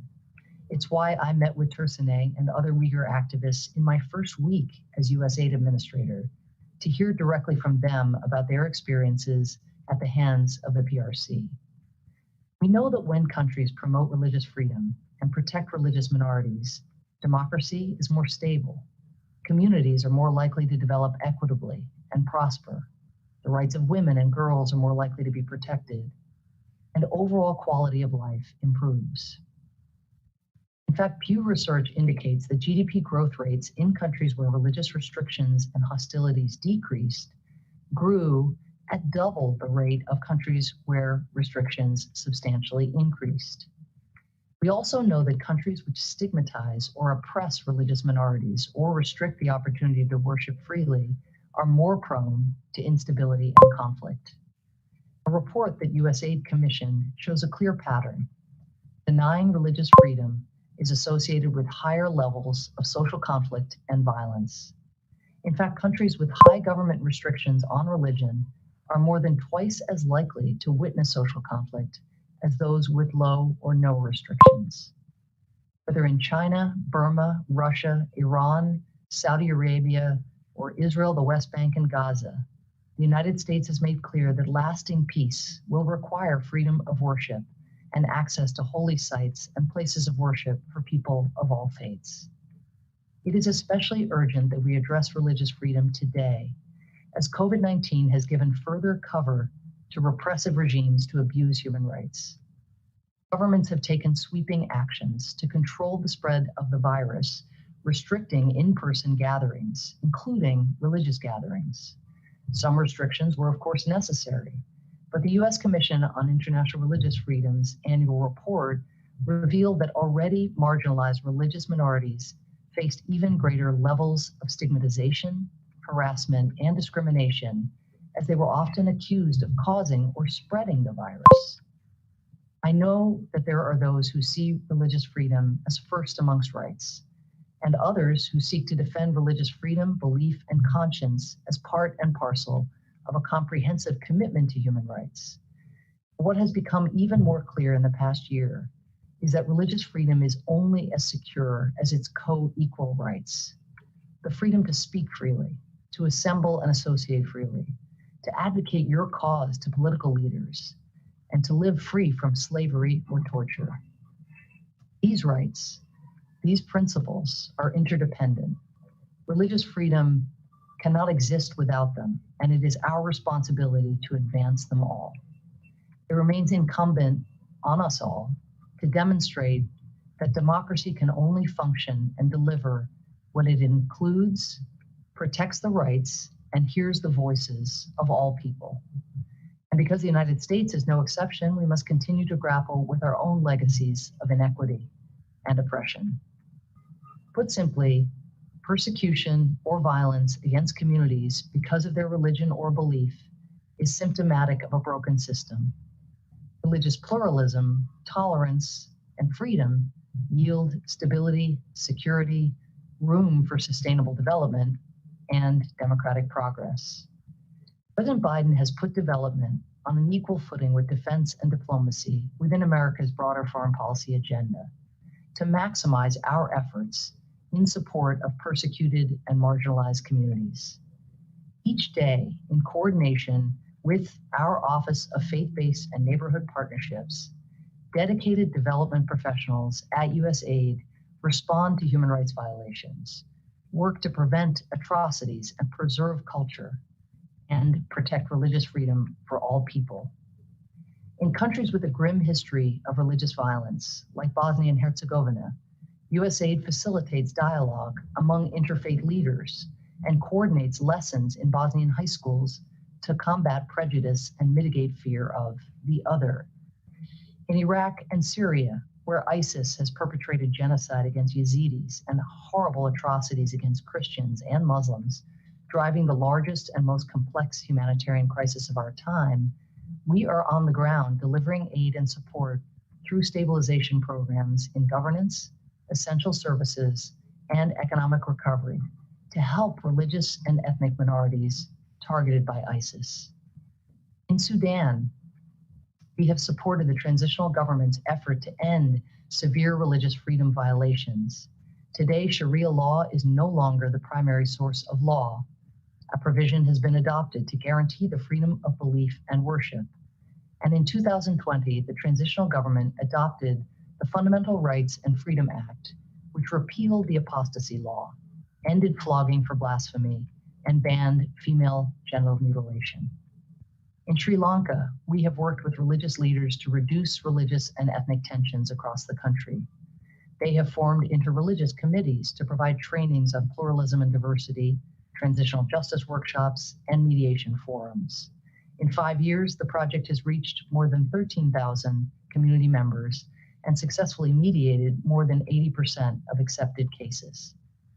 And in places where religious and ethnic minorities are specifically targeted, like today in the Tigray region of Ethiopia, and in the case of Rohingya Muslims in Burma, the United States is driving diplomatic outreach to push reconciliation, to promote human rights, and to promote respect for pluralism, while using our renewed engagement on the Human Rights Council to remind those responsible that the world is watching. We are also defending religious and ethnic minorities through girls' empowerment programs that promote interreligious reconciliation, anti-corruption initiatives that bolster good governance and protect minorities, and infrastructure initiatives to try to rebuild safe spaces for communities to gather and to worship. And we are rallying the international community to combat the disturbing rise in virulent and violent attacks against Jewish people. We are working forcefully to resist anti-Semitism wherever it rears its ugly head and to find and support partners to do the same. There have long been divergent approaches to advancing international religious freedom, but there is common ground in recognizing that it is a clear, distinct human right and central to the stability and peace of this world that we all share. Enshrined in the Constitution, our commitment to religious freedom and tolerance is at America's very foundation. The Biden-Harris administration is dedicated to its protection and advancement at home and around the world. Today's inaugural summit allows us to live up to that commitment, to elevate our engagement with faith leaders, to embed interfaith dialogue in our diplomatic efforts, and to bridge differences so that we can stand together against the tide of fear and violence perpetrated by those who seek to repress religious freedom. And this summit allows us to honor the role that our faith-based partners at USAID play, often the people who are closest to the communities that we serve. They don't just embrace the idea that every person has equal worth and individual dignity, regardless of their religion. They help advance that dignity in concrete ways every day. And they work to allow those communities a chance to live, love, speak, and pray freely. Going forward, we will keep standing for religious freedom around the world. We will remain humble and grateful for the freedoms we cherish here at home, and pray that through God's grace and wisdom, we have the capacity to affirm dignity and to secure freedom for more people around the world. It's been an honor to be with you. I thank you for all you're doing.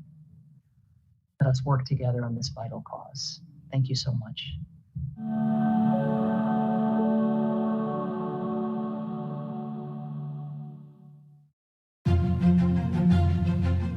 Welcome back, Pam Pryor.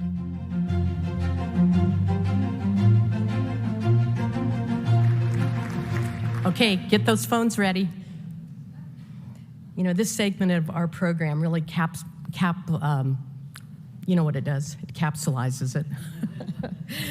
It is our entire fight around international religious freedom. We cannot allow genocides or religious cleansings. And many groups are formed around this important topic. And if you or your organization wants to be part of the global campaign to recognize and address genocide like that of the Uyghurs, Yazidis, or Christians, then sign up to lead, join, or follow this global campaign. Text End Genocide to 844-403-2291. It's the same number, End Genocide. And this time you get 2 texts. Also, it is imperative, as the Holocaust Museum reminds us, we cannot forget the past genocides. If you are interested in combating anti-Semitism, you can sign up to lead, join, or follow this global campaign, text "End Genocide," and then for anti-Semitism, "End Anti-Semitism." That's going to take you a little bit more thumb strokes. 844-403-2291. A great segment is coming before lunch, so thank you so much. My name is YY Nu, and I am a Rohingya Muslim from Myanmar. I grew up in the town of Butidang in Rakhine State of Myanmar with my grandma, parents, and siblings. My father worked as a school teacher for about 30 years and was elected to parliament in the 1990 election. It is a rich Rohingya tradition to live together with their parents and children as a big family, and is one we cherish so much. But in Myanmar, due to systemic persecution for decades, severe forms of marginalization and violence and genocide, Rohingya families' lives are torn apart and separated in different parts of the country or the world. So many have been killed or forcibly deported. I haven't seen my grandma for a long time and may not be able to in my entire life due to travel bans against my community. This is a severe form of harm to my family and my community. This is my story.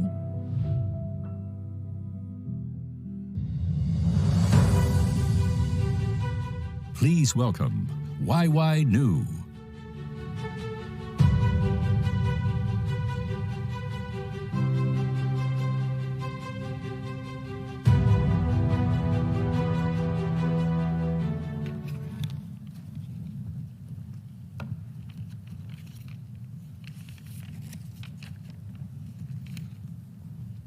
Good morning, everyone.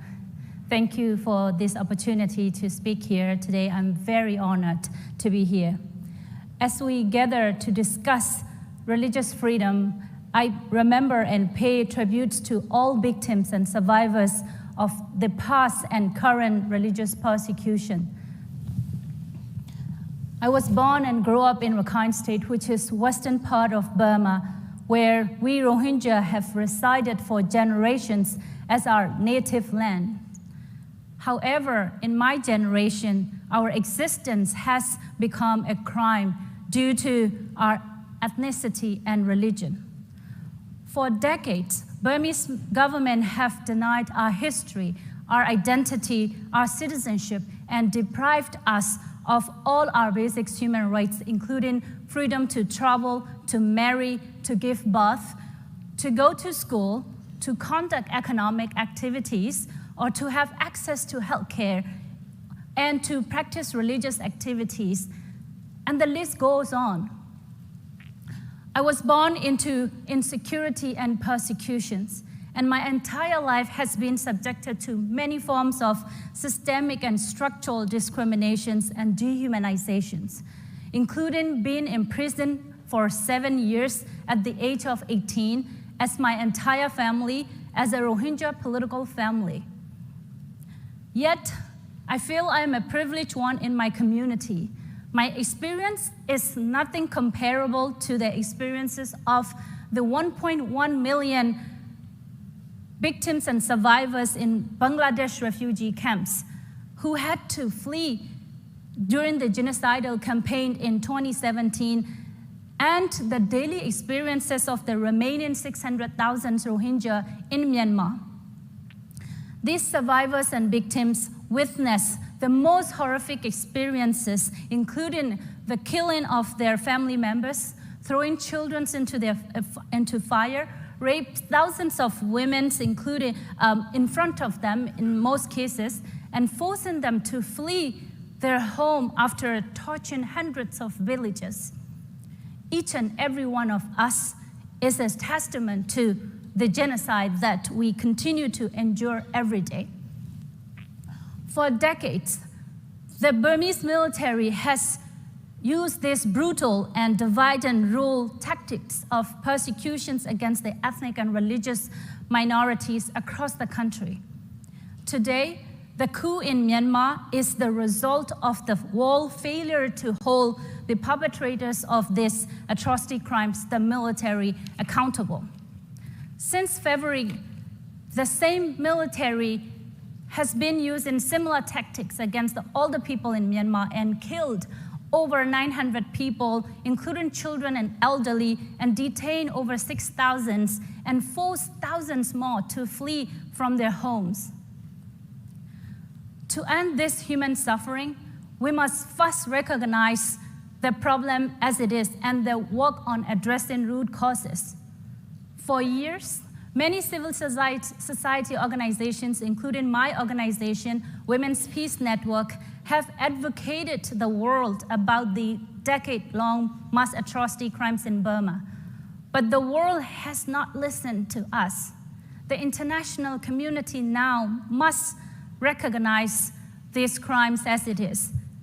Now is the time for the US Secretary of the State to recognize the Rohingya genocide before its 4th anniversary next month. Second, we must take concrete actions to hold violations of religious freedom accountable.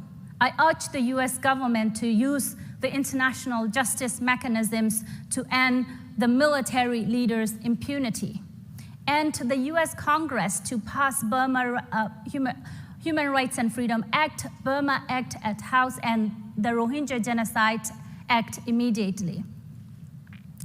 Ending the military's impunity will not only help the survivors of Rohingya genocide and other civilians of Burma, but also will send a signal to other regimes around the world that their actions have consequences. Third, we must implement measures to protect the religious and ethnic minorities. We must see that the protections of the minorities and religious freedoms are connected, and that the ethnic and religious minorities are targeted in many parts of the world. History has shown repeatedly that the people in power, especially in authoritarian regimes, use the religions as the tools to sustain their power. With the global rise in authoritarianism, including in Burma, it is now more important than ever to uplift the religious minorities and act on protecting religious freedom. Finally, as a member of the persecuted minority, I believe that no one should feel to be born as a crime or persecuted based on their identity. People like us from the affected community have been doing everything within our capacity day and night for justice and freedom. It is up to those who are in power now to act. The world cannot fail us again.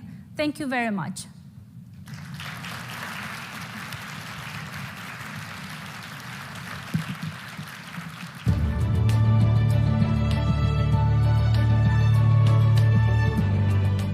Welcome back, Summit Co-Chair Katrina Lantos Sweat.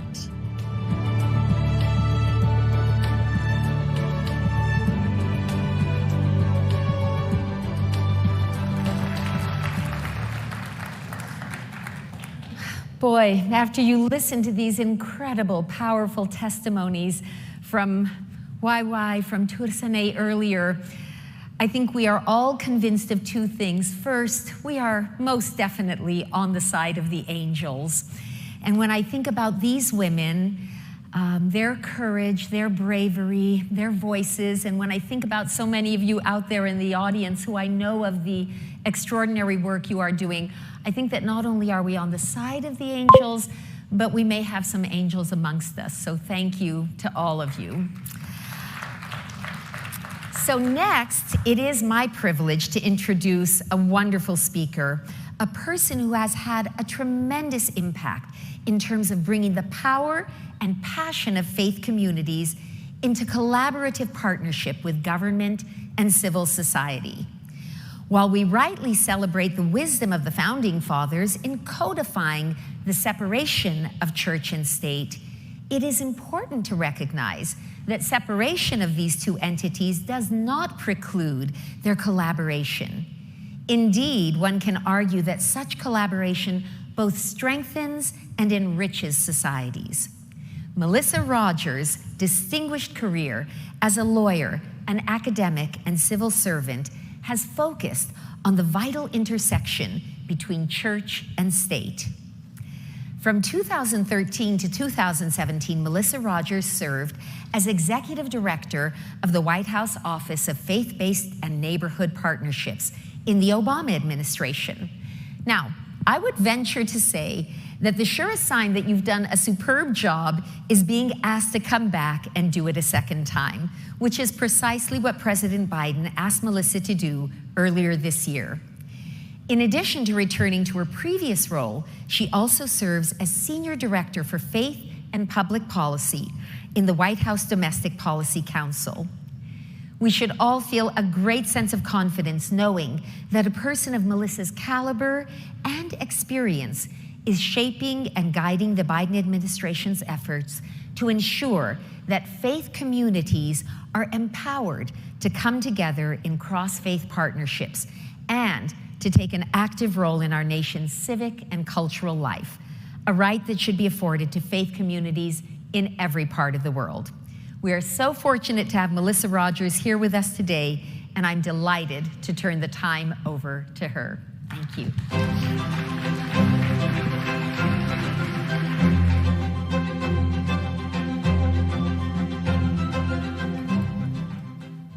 Good morning.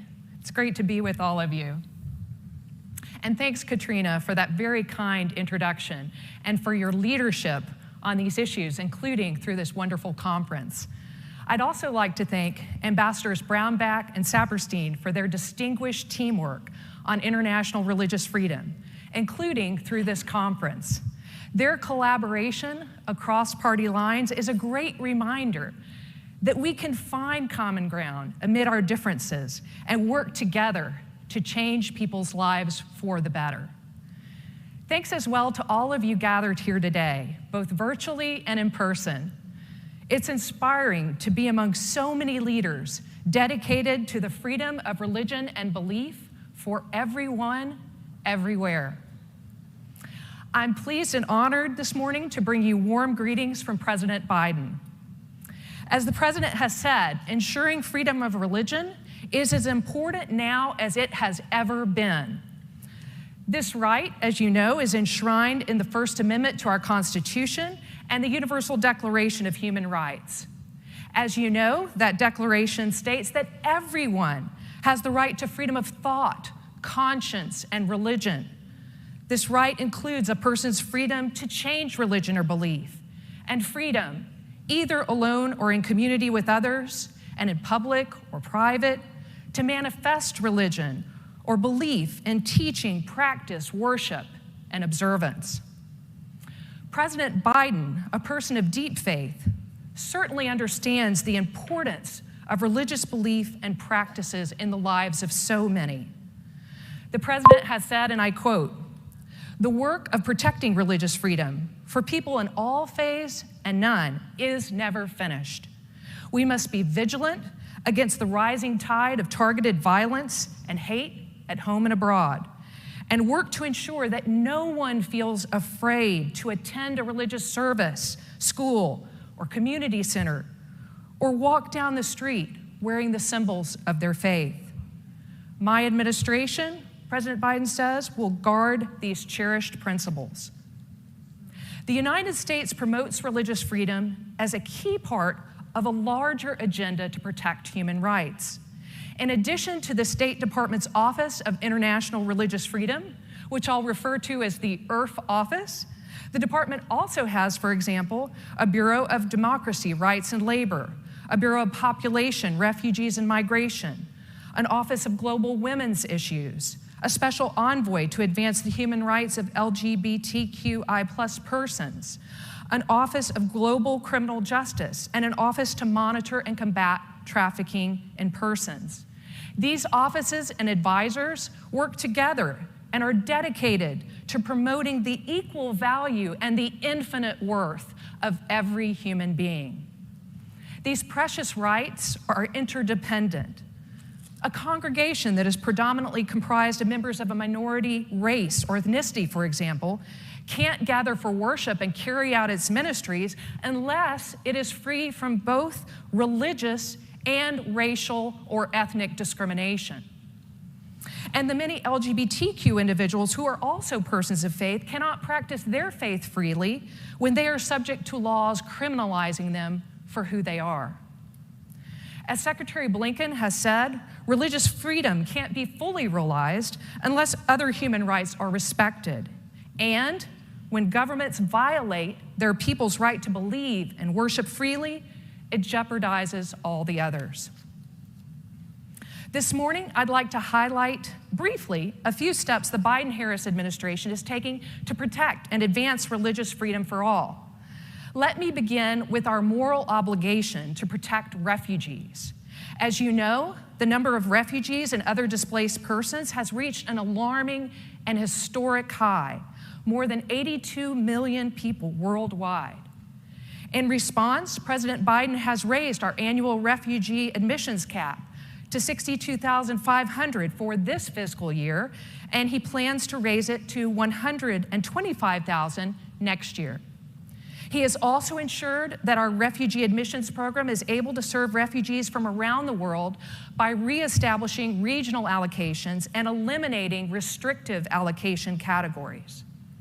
Of course, governments cannot do this work alone.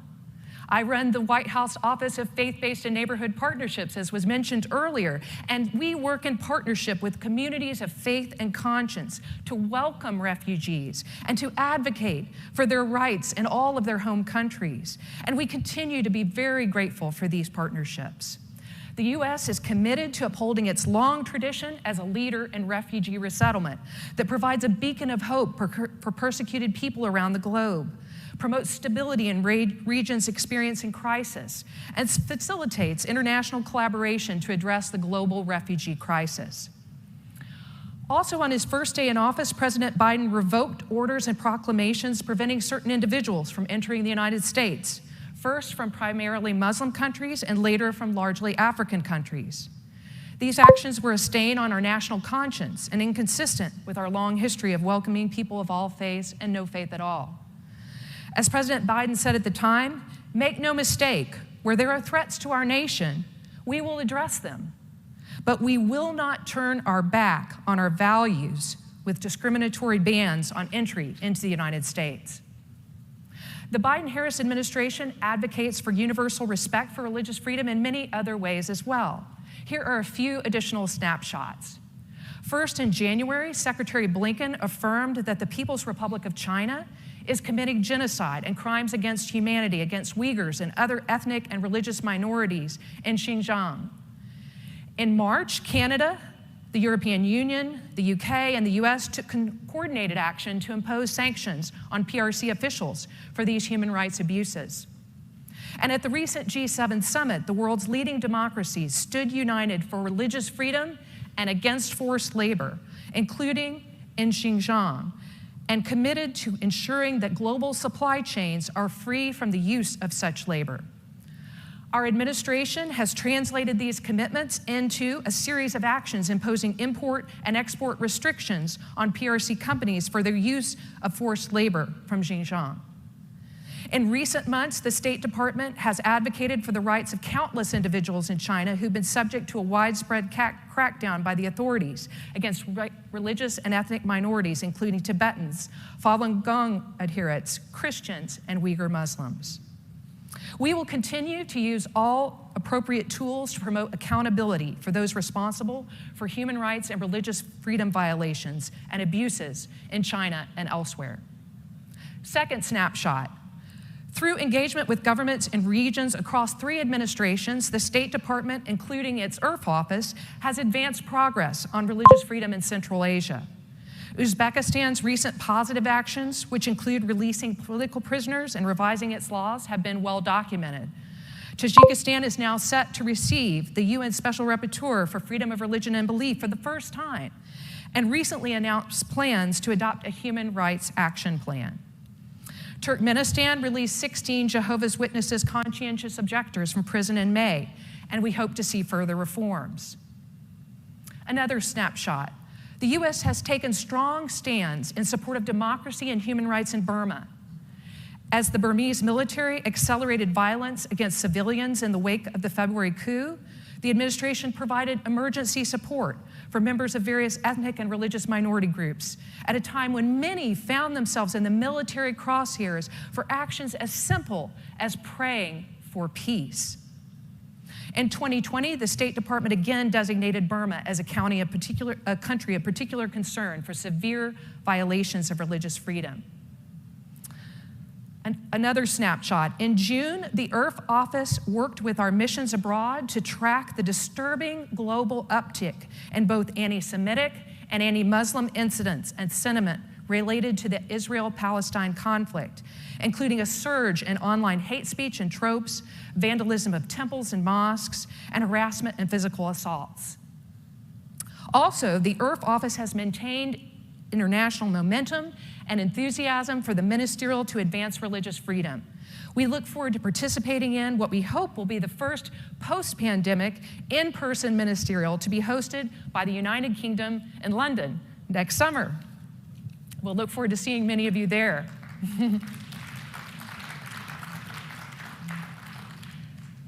And the final snapshot I want to provide is that the IRF office has, as a co-founder and an active participant in the International Religious Freedom or Belief Alliance, has been continuing their investment in this very important group that I know so many of you are active in. So thank you for your work there. The IRF office, even during the pandemic, has been meeting monthly with envoys representing like-minded governments to share information and coordinate religious freedom advocacy. And during the COVID-19 pandemic, this group has played crucial roles. Alliance members have advocated for governments to release all prisoners held on account of faith or belief. They called upon governments and religious leaders to avoid language that scapegoats certain religious and belief communities. They've also urged all governments to take proactive steps to ensure that individuals in minority and religious belief communities are safe, protected, and receive health services in an equitable and non-discriminatory manner.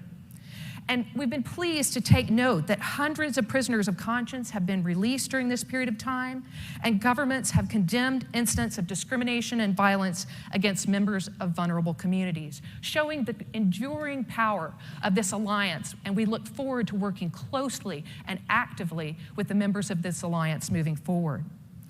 President Biden looks forward to nominating a highly qualified ambassador at large for international religious freedom.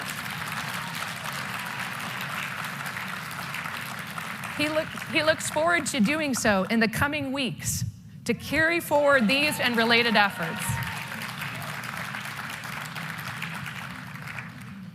As important as the work of governments is, Eleanor Roosevelt was correct when she said that the destiny of human rights is in the hands of all our citizens and all our communities. The United States government deeply values the role of civil society in advancing international religious freedom and human rights more broadly. Your work is vital to informing our engagement and advocacy, and you also hold us accountable for our efforts to promote the values in the Universal Declaration of Human Rights. You know, listening to the speakers today, and I know we've had a great day yesterday as well, it's plain there is so much common ground on international religious freedom issues. It's inspiring, it's encouraging. There is so much good we can do together to alleviate suffering around the world, to recognize the dignity of all, and to restore hope. This is an exciting opportunity for us to work together. And President Biden and his administration looks forward to working with you to do this important work. We offer our thanks and our best wishes for you at this conference as you do this work here, and we look forward to collaborating with you in the days ahead. Thank you so much for the time to be with you today.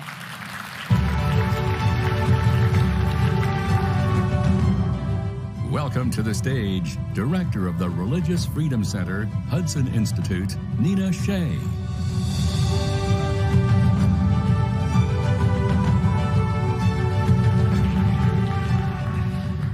What an inspiration this conference is. Good morning. We're now going to tackle the critical and enormous issue of refugee protection. The UNHCR reports that there are over 82 million forcibly displaced persons worldwide. Many of these displaced are from situations of conflict, insecurity, and persecution in which particular religious and ethno-religious communities are targeted with atrocities. These groups are among those most vulnerable. Even in their places of displacement, often they are marginalized, severely discriminated against, and either further victimized. In Iraq, for many years after ISIS attacked the Yazidi and Christian communities of Nineveh, USAID failed to reach these victims. Faith-based groups, especially local faith-based groups, stepped in and showed that they can play an indispensable role in helping to identify the needs and distributing the aid. With us to discuss these issues and policy solutions are three distinguished experts. It's my honor to introduce them. Rita Stephan, USAID Regional Coordinator for Religious and Ethnic Minorities for the Middle East. Anurima Bhargava, Commissioner of the U.S. Commission on International Religious Freedom and its immediate prior chair. His Excellency, Bishop Matthew Hassan Kuka of Sokoto, Nigeria. Please join me in welcoming them to the stage.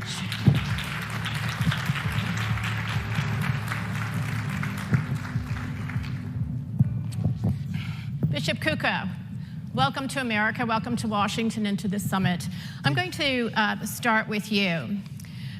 The Nigerian Catholic Bishops' Conference, whom you are representing at this summit, has stated that Nigeria is falling apart.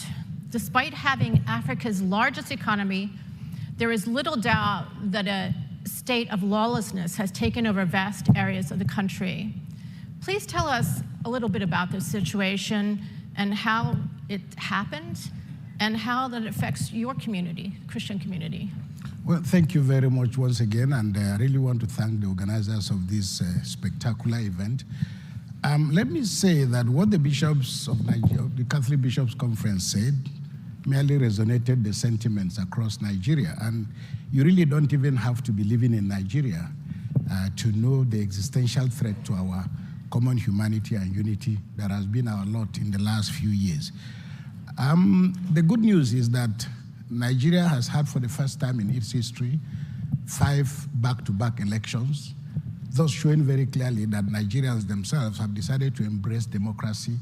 Unfortunately for us, in the last 6 years or so of the Buhari administration, we had hoped, that this government will be able to build on some of the opportunities. And I can say, for example, that the chairman of the party on which the president rode to power is a communion-receiving Catholic. The director of his campaign was also a communion-receiving Catholic. These are people that I know pretty well. So right across the board, there was massive support for this, for the administration. And we had hoped that given the president's antecedents, it would be possible for him to build and deal very quickly with issues of national cohesion, fighting corruption, and then unifying the country. Unfortunately, the policies of government focusing on nepotism, obviously and very clearly favoring Muslims by way of the appointments, suddenly led us to where we are now, which is that you have a whole culture of cynicism, which even ordinary people in northern Nigeria who are Muslim more of them have died in this, in the last few years than even Christians. So what we're dealing with is an existential threat to the unity of the country itself. The Bishops' Conference, of course, we market hope, so we continue to look on the bright side and encourage our people to look a bit more closely about the opportunities that, that we still have. And so this is really where we are now. Okay, thank you. Rita, tell us how USAID is able to work to alleviate the burden of displacement in the Middle East, and any lessons that you may be able to point out for the Nigeria situation, which is also suffering from huge numbers of displacement. Absolutely. Well, thank you, Nina, and thank you, dear panelists, for this opportunity. I want to say when ISIS took over Iraq, it was really unprecedented, and it was a situation that used indiscriminate violence. And while no one could have accounted for that, our response was very swift and comprehensive, working with allies in the US government and international allies. USAID assistance came to the refugees in Iraq and the internally displaced individuals with humanitarian assistance right away. Then we were able to provide cash assistance, food supplies, and cash for work opportunities. Just recently, my account in the last 2 years, for up to 50,000 people. Now, the amount that we've spent in Iraq since ISIS is on the religious and ethnic minorities has been about over $500 million. And beyond humanitarian assistance, we provided an infrastructure rehabilitation, preventive and mental health services, but we also provided economic opportunities and development assistance. Again, just in the last 2 years, we were able to support 6,000 female-headed households and 4,000 small businesses get back on their feet, and these are all minority businesses.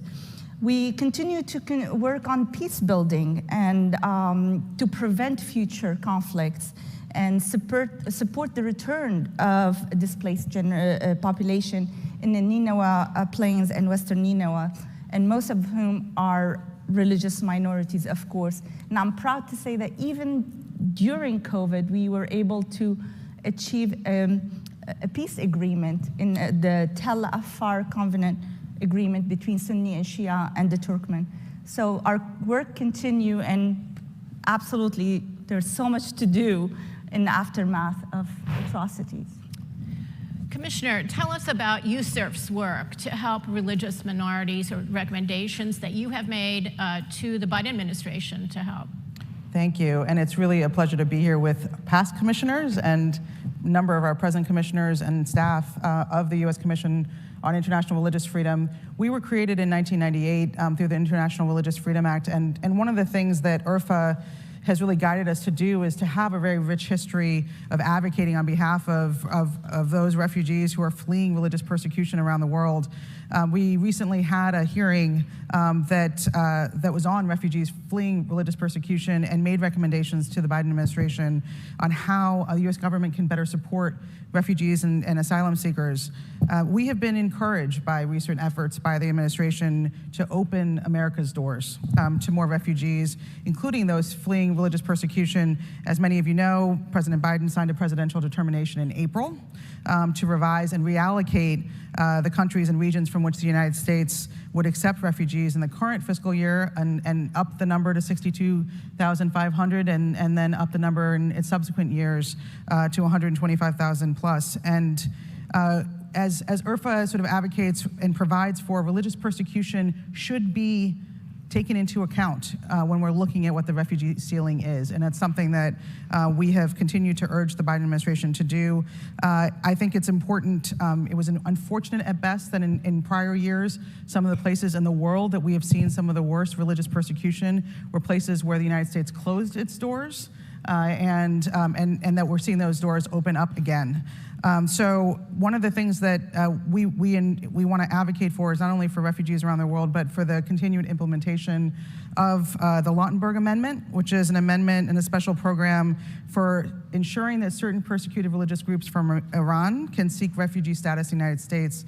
There are currently 80 Iranians remaining in Austria who have been waiting to come to the United States. That is a small part of obviously refugees around the world who have been waiting as well.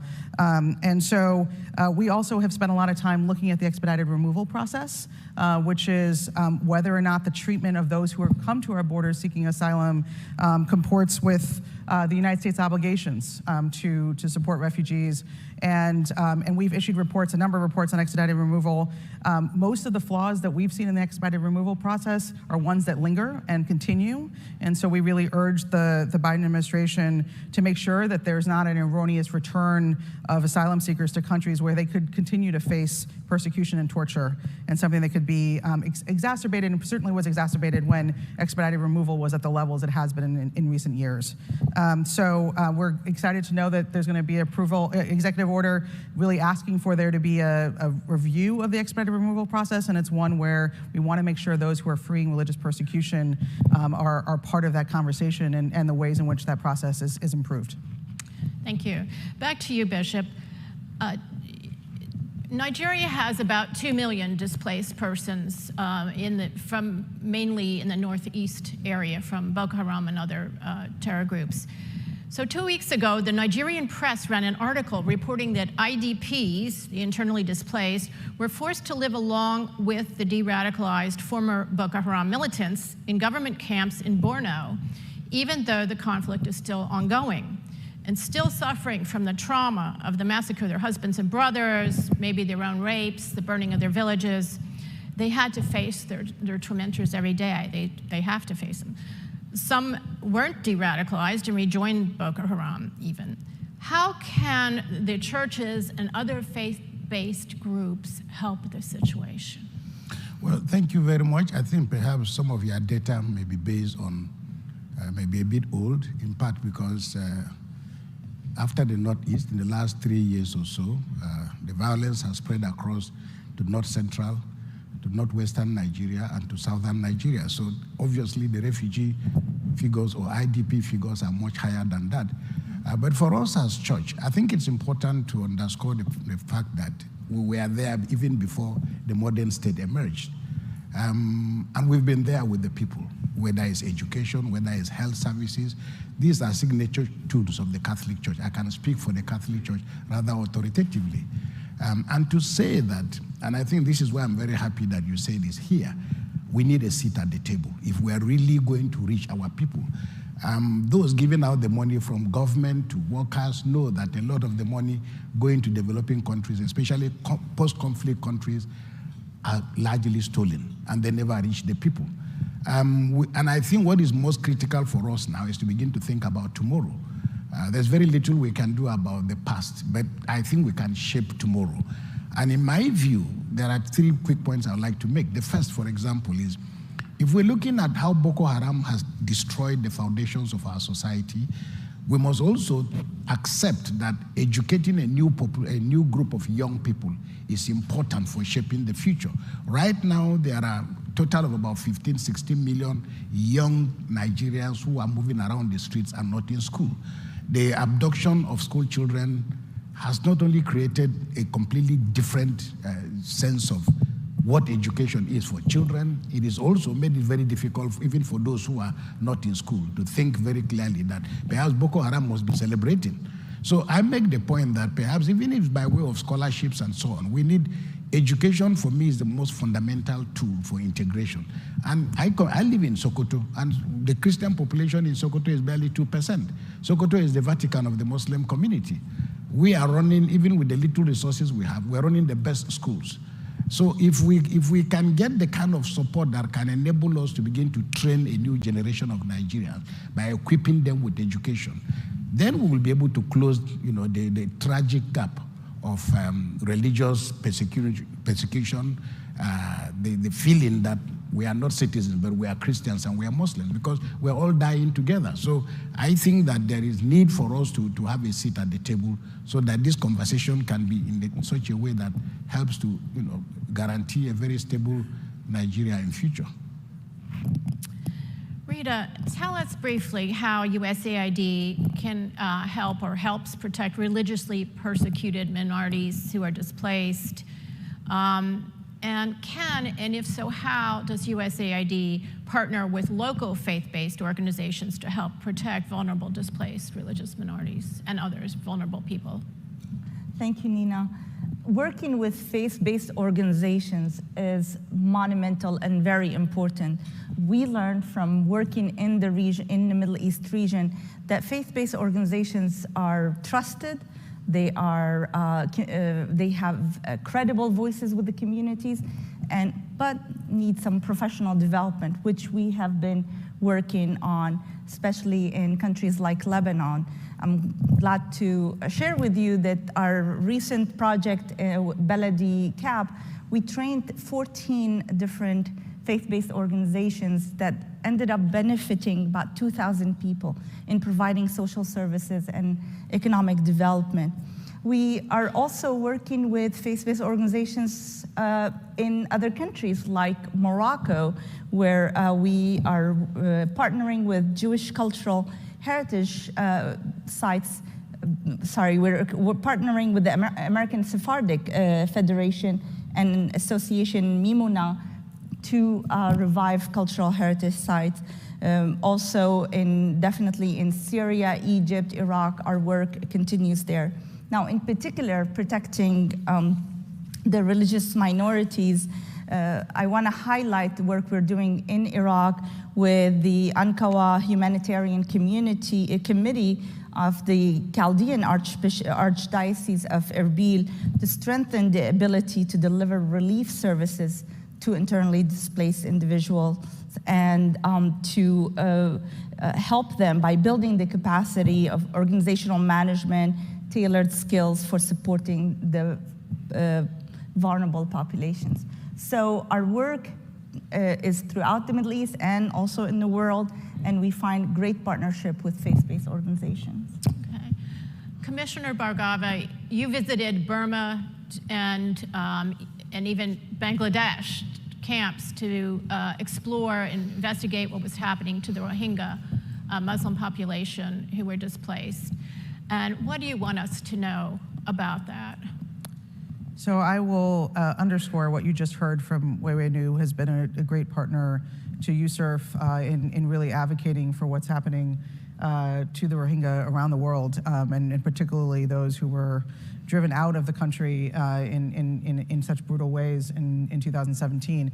We are coming up on the 4th year of there being nearly over 700,000 people who are restricted movement, lack of education, inability to work, and who are sitting in the middle of Bangladesh, and in a time where it is not a refugee resettlement problem, in part because it would be impossible to think about how we could resettle 1 million people, right? And so when we think about that, we have to think about what it is that we need to do to hold Burma accountable for what it is that has taken place. Obviously, there was a military coup in February that we all know about, and that military coup was undertaken by the very groups and individuals who perpetrated the genocide against the Rohingya to begin with. And so, to think about ability to return, and I want to say one thing about that, which is a lot of it has been an argument about who is a citizen of Burma and who has who is part of the polity, and in many ways Burma has that information. It knows who its citizens are, and so the idea that you would ask people who have been driven out of their homes in the middle of the night to evidence the fact that they're part of a country that they had been a part of for generations, they have that information, and it's a question of whether they even acknowledge the existence of people who have lived there for generations. And so it is important that through the Burma Human Rights and Freedom Act, through the continuing push to make sure that there's a genocide determination for the Rohingya, that is something, and that is advocated for and gives some of what we need in terms of underscoring of the importance of the work that's being done in international tribunals to hold Burma accountable and to make sure that we don't buy the idea of a military that has driven people out, suggesting at this point when they want credibility with the world that they're going to welcome the Rohingya back. It's not a question of return, it's a question of safe return, and it's a question of return with dignity and the worth and the value that so many that we had a chance to meet with in Cox's Bazar in Bangladesh conveyed so gracefully and forcefully to us. And so I think for us, as it is the case with refugees around the world, It is an enormous, as we all know, an enormous crisis in terms of the numbers of refugees we're seeing, and in the places in which we can find ways to hold those who have driven people out accountable. I think that has got to be part of the process, because it is not a situation in which we're going to be able to. I certainly would encourage the United States and other places to welcome the Rohingya, and to the extent that we have, I applaud that. But we certainly need to take other steps to address what's going on there. Okay, I think we have about 30 seconds left, but Rita, I want to ask you that what does USAID do to prevent refugees and displaced from forming in the first place? You have atrocity prevention programs. Can you just say something very brief about that? Absolutely. You know, atrocities don't just happen out of the blue. We see things that build up, although towards the end they go quickly. And these things often are unnoticed. While we cannot prevent atrocities, we work with local organizations to kind of mitigate the impact of any effect on minorities. And this is where we found through our work to be very important and very useful, the ability to act quickly and locally. Okay, thank you very much. That's a wrap. Thank you. Thank you. Which way do we exit? Once again, Pam Pryor. Lunch. I promise, soon lunch. You know, every human being is fearfully and wonderfully made. And protecting the least of these, the vulnerable, is a common theme in religious writings. If you want to be part of establishing a global watch group made up of representatives of all faith communities who could report on and respond to religious-inspired violence, then sign up to lead, join, or follow this global campaign.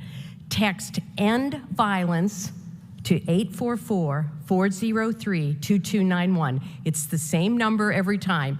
End violence. Okay? Thank you so much. Welcome back, Summit Co-Chair Katrina Lantos Sweat.